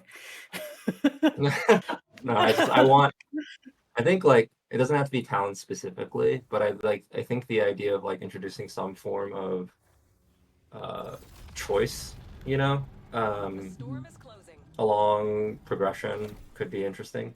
The question is just whether or not like we have enough time to author all the content to support it. Right. Because basically it's like pick 3 is great. It also means you have to author a lot more fucking content. That's sort of the other side of pick 3. It's like, oh yeah, more options, great. It's like cool. Now you have to just add a lot of content to the game. Yeah, I'd probably argue that like level 4 abilities could be revamped before even doing that on some characters at least. Yeah, I agree. I agree with that. If there's like specific characters that you're thinking about, it'd be helpful to hear them. Celeste. Celeste. Oh my god. So biased so quickly. Not like even I agree, come on. Celeste is the one hurting a bit there. There's a few characters I think are pretty interesting. Like I think Aluna did a good job. I think Carbine's R&B and his cage are really cool. I think. Trying to think about what other ones are really that I like. I think Bebo's dash and his R&B are an interesting choice. I think the dash one's just overtuned. But it's like there's some characters that you have 2 choices, and then like you can never choose the Bebo bomb one because it's just like bad. So it's like I wonder if like the ones that are just bad could just be buffed. Okay. Because like the bomb one like maybe could be good, but then it's it's never gonna be as good as the Bomb one is dash. knock reset, right? Yeah, it's a knock reset and it like reduces when you hit people. And just in my mind, I've never like maybe old Bebo where the bomb would do like 95% of your health. Maybe that'd been good, but current Bebo, it is not gonna do much. Yeah, That's still true even in a world where you build like full Giga damage. Like, is it not possible to get to? I'm not saying you're wrong. I'm just like I don't play enough Bebo. I would say it's not possible, but I'll try it. I'll try it. I'm always down to try new builds, but I just don't see it being better than 2 seconds off your dash cooldown almost ever. Guards detected. Fighting permitted until daybreak. I think that's sort of the general problem is that like thing is that how to say it? This is true in many competitive games is like the option that is the most generically good in all circumstances win over like the more interesting options. Right. Yeah. And I guess to me that's like you could buff it, but it like kind of points in the other direction. You know what I mean? It kind of points like I should nerf dash. Talent, right? To make the options more viable. I mean, I guess it just depends on like is Bebo OP with the dash thing, like. Yeah. Because then if you nerf, I mean, I guess you could buff back the base dash. Oh, yeah, you might be good. I'm currently not gamed on anymore. I'm gaming on them back. Oh my god. I can't catch Brawl. Brawl's right here. He's one. He ran. Oh, Ulf is one as well. I'm on the way to Ulf. Oh. He got a car, man. Actually, it's not a car, it's a sky shark. Oh my bad. Actually. I'm healing him. Has only one When are we getting an actually emote? That'll go crazy hard, actually. Oh, what? I would spam that emote. Oh, my Oh, God. actually, wait, Yeah. that's actually a good one. Yeah, like like- actually, like a nerd emote. Yeah. I wait, would need spam that. What would it be? Would it be Push like his a glasses Luna? upwards. Yeah, Oh, yeah, Luna it's just nerd emote? pointing glasses up. It's like actually. It was like that's like I would spam Wait, that, do we need this? We need this. and then you spam it and like according to my calculations. Okay, this is your time, Lemur. 1 minute, you get to pitch all the Celeste talents that you want. Go for it. I mean, I wasn't prepared for this. Like, I'm down to yeah. think about it a bit more. But All right, now Lemur, this is your only chance. honestly, I would just change wall and R&B to anything else. 10 more damage. I'm down. You guys heard it here first, alright? It's 10 more damage now, okay? The dash one is fine. I'm come to terms. I think it is good in some situations, and I think it's situational. It's kind of cool. Oh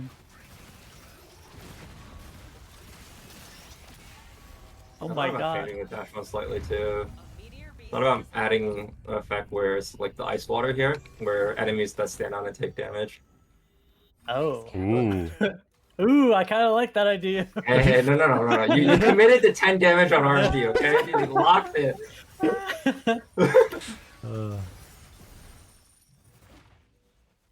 So is it like, hey, walk me through it. It's like, hey, it's not fun to take the wall one because double health isn't valuable enough. Is the CD not high enough for it to be reliable? Like, what makes taking the wall just like not good compared to the other ones? I'd say like 90% of the time, your wall is not getting killed anyways. So it's too tanky. Okay, so nerf wall is what I'm hearing. Wait. nerf wall buff cooldown? I don't know. Yeah. Like obviously there's gonna be situations where it is good, but it's like it's impossible for me to know if I'm gonna be in one of those situations, it feels like. Sure. Whereas for like the dash one for the ice islands, it's like, oh, is there a lot of abyss on the map? Oh, it might be a good game for it, you know? I just feel like I have an educated choice there, but for me it's like I might get 0 use out of the level 4. Oh my god. Okay. Are you gaming? That was I'm fucked buying. up what I did. And then same thing for the R&B is like I might get 0 use out of the R&B as well. So like the upgrade at least. Like does that mean I'm throwing my R&Bs wrong? Like maybe I should be leading them more and having them try to run into it, but like I don't know, to me I should always just try to throw the spell at them because it does so much damage if you hit them. And I feel like even then it's like he just dashed in my shield. That sucks. That's fair. The RB one's like explosion radius or something like that, right? It's explosion, the damage. Yeah. If it was That's radius, it'd be a lot better, but it'd be kind of unclear gameplay. Yeah, I think radius would be unhealthy for other reasons. So it'd probably be very strong. Wait, back why am I to plus 10 criminal damage, now? okay? Plus 10 damage. Or maybe it was all like... Celeste mains, okay? You guys can blame Lemur, okay? This is... I'm getting- fine. I'm being responsive to players. What the fuck are you saying, Lemur? Wrong. I'm getting here. I mean, I think it would be cool to lean more into the... Okay, here's actually a good one, maybe. Okay. Like, lean more into the change that I think that you made a long time ago, where it was like, whenever you're close to a target, it'll deal less damage and more slow, and whenever you're far, I it'll do didn't more think damage. that changed. I think it's super cool, but I feel like most, especially new Celeste players, don't even know that exists. And I feel like if you put that as a level, yeah, I feel like if you put that as like a level 4 ability, people would like learn that that's a thing, and then they'd also like maybe play for it a bit more. Like if you enhance the effect. Sorry, had a moment. The storm is closing. Like your longer range RBs deal more damage or something, then like your closer. Oh, I got you up. I got your Infinity as well. Oh wait, what? Oh, that's broken. There you go. Wait, I juked them. How are you over here?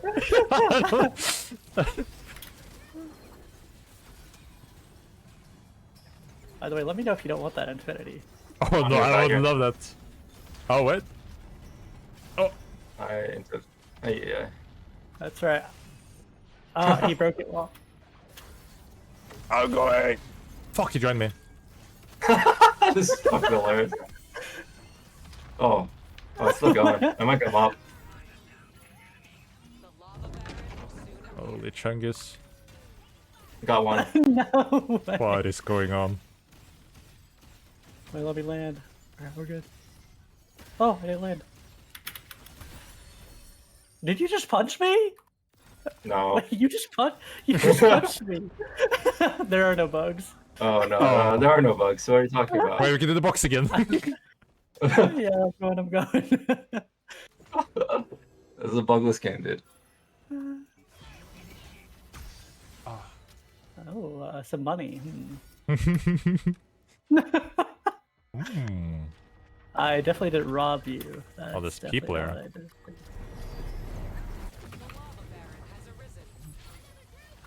did. Oh! Lucky Felix? Break him up! Good freak, good freak. Wait, I want to grab you this quick. Give me the grabby. Ah, we're good. I'm flanking. I missed. In the flank. No Lemur. I missed. I'm backing out a little bit.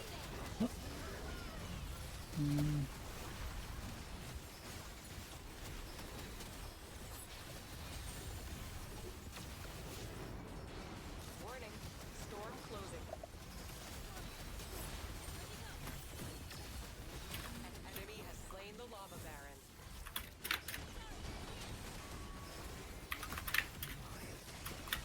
baron. My dash. I have the dash bug. I can't dash. I can't I'm dash. dead. I got dropped hard. I'm dead. I can't dash. Oh, we're good. That was my bad. That's right. Well, I got a normal life, so we pretty much win the game, right? Big. Huge. Is there any rest position? Do you play box or do I just get most wanted? I think they're just gonna stay here. Yeah, I'll get a most wanted. I'll cook. I think. Wait. Oh, Yeah, I'm yeah, on our bot. It's all good. You can tag box, but it's unlikely, I think. They'll probably guard it. Do. I hear shark, I'm afraid. Oh, there's the last guy. I'm not afraid. Alright, you might get rezzed, but Fighting. Aha! My shark. I go. Okay, taxi on the way, taxi on the way. Yeah. You get him. Yeah, you Pick get up it. the president. Pick up the president. Oh, the last guy's still here. Right here. Wait, I left the shark, I'm trolling. I trolled. I trolled. Just give him our ride, man. Whoopsie.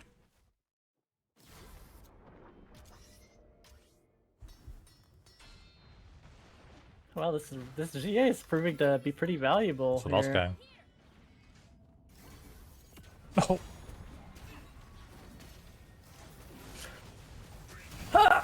Okay. I got him. Oh, we all went for this. Smack him in the Good thing face. he didn't just turn around and dunk us. I hear a res. Yep, I hear it. Yeah. Oh. Hey, punch him off. Oh. I have more res. I can't stop that. We're still on resing down here. I'm kind of just chilling though. Train, Mr. Bartleby. Woohoo. Oh! I'm getting out. Okay. Yeah, two more guys. They might take our spot here. Oh!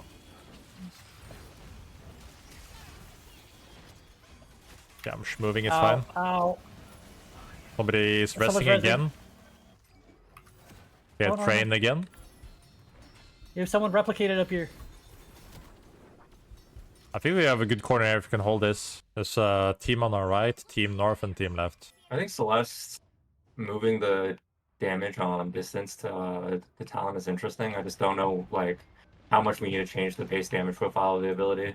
Oh yeah, to yeah. I'm reflect pretty that sure as if you well. change that, I'm pretty sure just everyone would select that option. Ain't gonna lie. So you that's just yeah. That's all teams.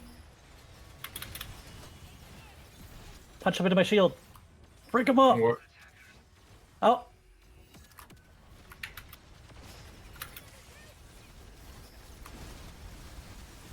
Nice.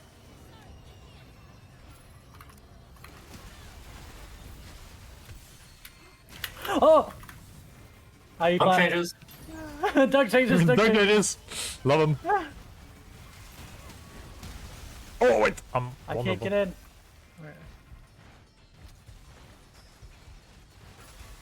Nice. Alright. Has only one survivor. Red armor. There's a gold armor on the ground. I'll give it to you. We're fighting You got red. on No, track. no, take them. Fighting on side there. I have the engage. Oh, I was going around. I'm going around.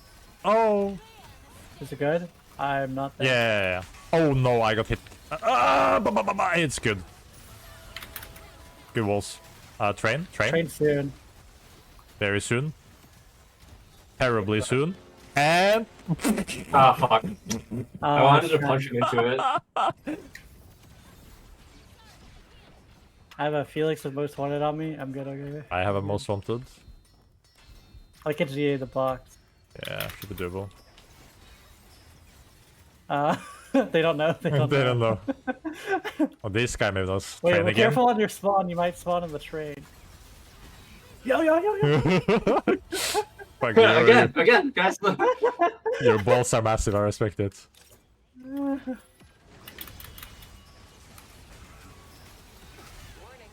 Storm. I'll block it. Trust. I didn't block it. Famous last We words. did trust. We all trusted.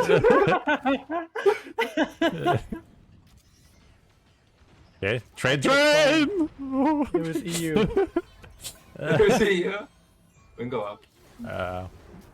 Yeah.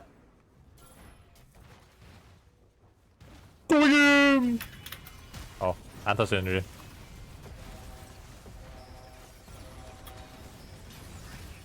Pickle. Man, ship. Double. Train. Train. Train. Train. Train. It was worth it. It's worth. No, it's gonna rest. Full team. I'm getting it. There's a gold armor in this box here. Jump padding. Oh, Went across. Okay, I'm going back to you guys. oh, I hit that. Here, I'll put a E-plat there so you don't Train? die.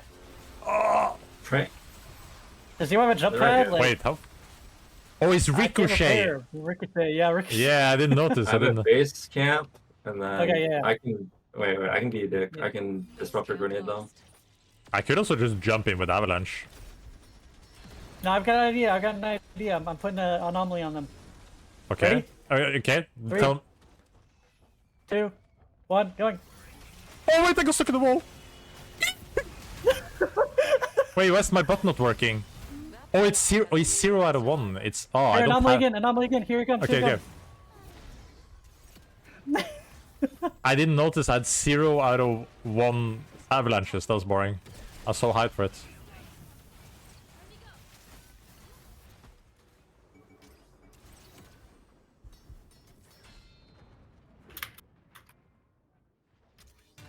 Oh, Nice. Okay. I think GA3 was pretty good that game. Yeah, maybe got too some, good. got some value there. Maybe a bit too good. Too much value. But yeah, I mean, if there's any other questions and like topics you guys want to cover, happy to talk through it before I bounce. But that's probably the last game. How do you guys think about Wukong nowadays? Because I think for me, he's been a very frustrating character, and I think there was something in the dev blog about they're probably looking to change him. Yeah. But I mean, do you think Wukong succeeded in things, or do you think he like, bruh, bruh? Or do you and like what do you think? What do you think like? What do you think like his core of his kit should be, and like what is too much? Because there's like a few things. I'm very I have a lot of hatred for this character. So yeah. I mean, I think there's a few things, right? Like, I think his most I think he should be like more of a hit and run character with opportunistic ability to finish people off. He shouldn't be like a pure fishing character though. Like he shouldn't. I think it's unhealthy for the game if it's always just like this over and over and over and over again, and you can't push him. You know. I also think that like we already nerfed the amount of shield that he gets on his pull, right? So that it's like more interactable, but it may or may not be enough. But I think the biggest thing that we're looking at is just like the amount of range he's able to get, you know, from a combination of like dash plus his pull. Especially this is without high tops, you know, or other dash speed. You can go really far and get like a lot of distance. And I think it is unenjoyable to like constantly be pelted, essentially by like, I don't know, a Xerath Q that stuns you from like a bajillion range, right? And so I think the thing we're going to bring in the most is actually just the range. The other thing I think is worth thinking about is just like the overall damage profile on his R&B. It's like fine in neutral at low ranges, but especially if you invest in ability damage and whatnot, you can still dunk at higher thresholds than is intended. You know, like I don't mind the execute damage, but the fact that that did like 531 there at max charge is pretty high. So just bring that in so that like when you use it to like finish people, it's still valuable, but you can't use it to like hold space over the abyss as well. Yeah. Those are the primary things. And then the other thing is just like I think his ult is super cool, but the iframe probably comes in too early. Like you shouldn't be able to use it on reaction with impunity. I think like you should be able to catch the monkey. Yeah. You know, like if I try to ult there, right, like I should be able to get stunned and grounded. Yeah, exactly. Wait, if you're grounded, you can still ult as Wukong, right? Try. Oh, or no? No, I didn't. We are on fucking ping, but... cooldown. Oh, okay. Go for it. Well, the second part is you were grounded to the second part, yeah. Yeah, you can go. Yeah, you can. You can still ground. You know, it doesn't dash though. It doesn't dash your character till the end, but I don't know. No. But maybe I don't know, because it is a dash. Maybe it should be stopped by grounding. I don't know, but I think there's things that we could do to that, but I think the thing that's most important to just like make it more fair is just the iframes on it, because I think getting the iframes instantly on button down just makes it so that like on reaction I could do stuff, you know, versus like I have to be more predictive. And I just like the feeling of Wukong being able to go in with like as much impunity, you know, especially since like it'd be another thing if like it was easy to track where he landed coming out of it, but because that's not always the case, I think it's incorrect. Yeah. But yeah, I think the things that we're hitting primarily are going to be his range and his damage and his cooldown. But do you his think identity is like more hit and run. Do you guys think that you're gonna hit the Guardian Angel interaction at all? It's not like that important, but on him specifically for the healing. Yeah. Like hit me a bunch, Tom. I think it's hard. I think maybe specifically for him we'll build a separate thing, but I think the thing that we're most likely to change is just probably just GA3 all up right now. You know what I mean? Oh, okay. Yeah. Like. We obviously got a lot of value out of it in the last match, maybe too much value, right? And after I change that, I think I can look at GA more broadly. Yeah, I think part of the value is like some of those people, they didn't even notice that we were box rosing as well, so it's like pretty hard to see, and you don't play against a lot too. I think the power is really cool. I just don't know if it belongs on something that's like reliable, you know? Because I think it's very hard to keep track of like death boxes and things like that, and where you kill people, and know that like, oh, that team has a GA. I should be mindful of the fact that they're going to use it, versus other things.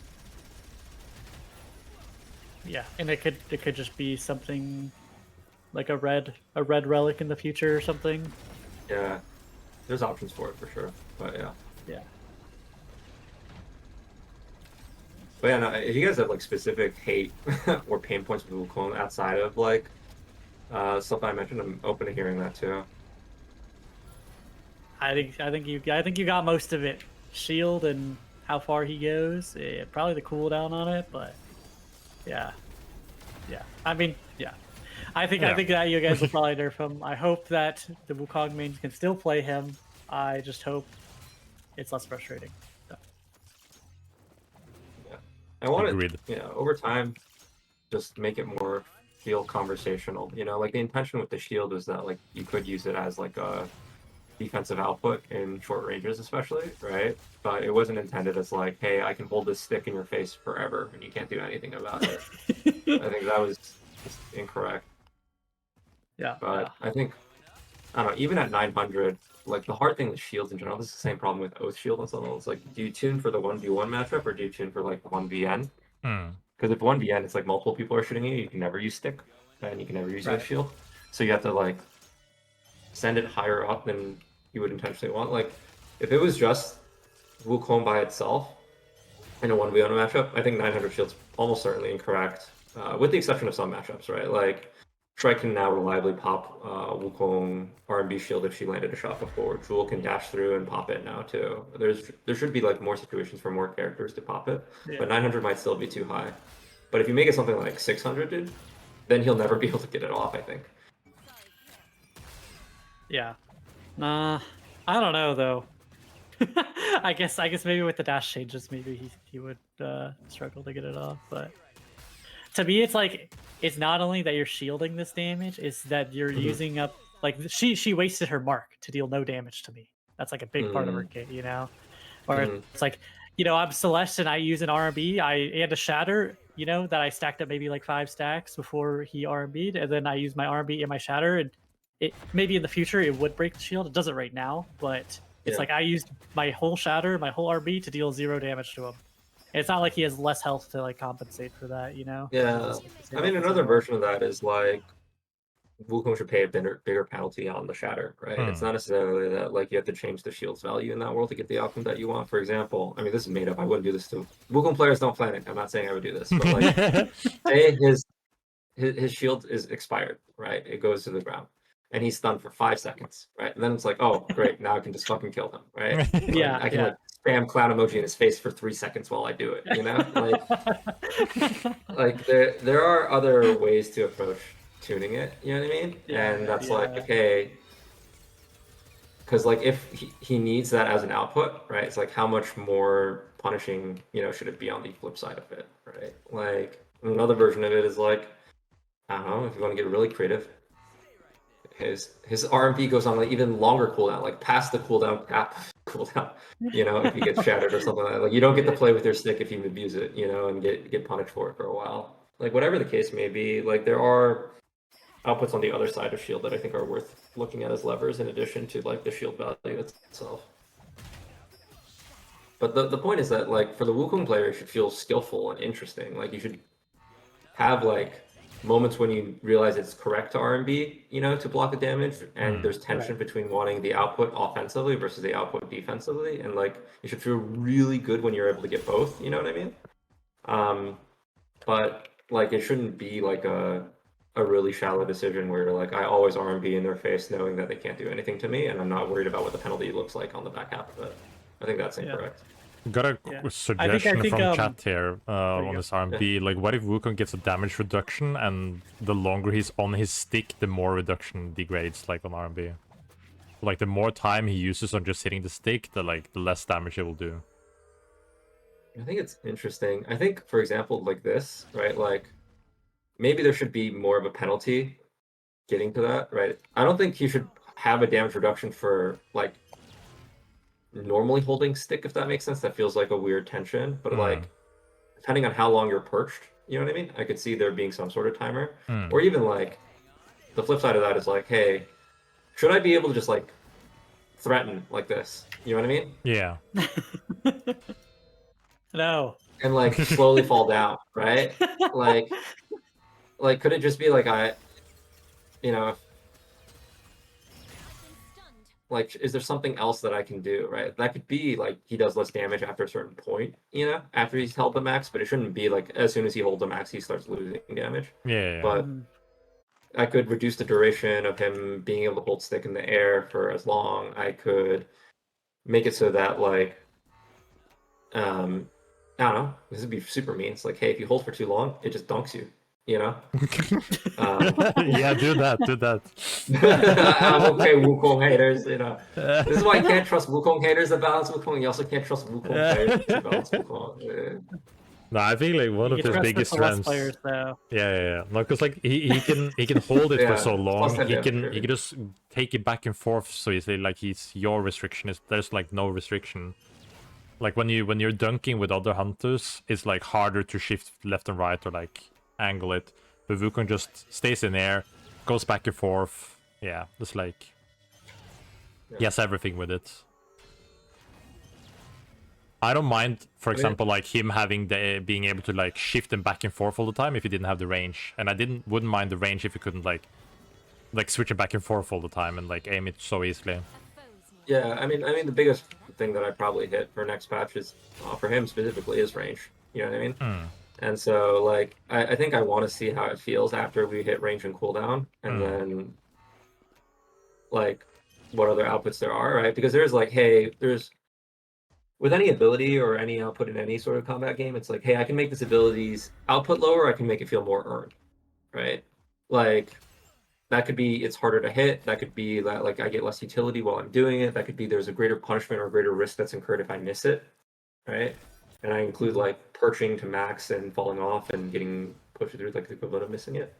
Those are all reasonable levers. Right now, I've already decreased like total output, right? Like the total payoff for the ability, like the total potential possible payoff. So we can evaluate from there. It's like, hey, does it still feel like the amount of effort you're putting into it and the responses I have in the play against case, are they merited against its new output? And if it still is, then we'll look at it. But I think the overall positioning of him is like, hey, I want him to feel like a trickster, you know, like I gave him this speed boost for landing RMB, right? It's like, hey, on situations where you land RMB, it should feel skill expressive and that you can reposition and go for the next thing, right?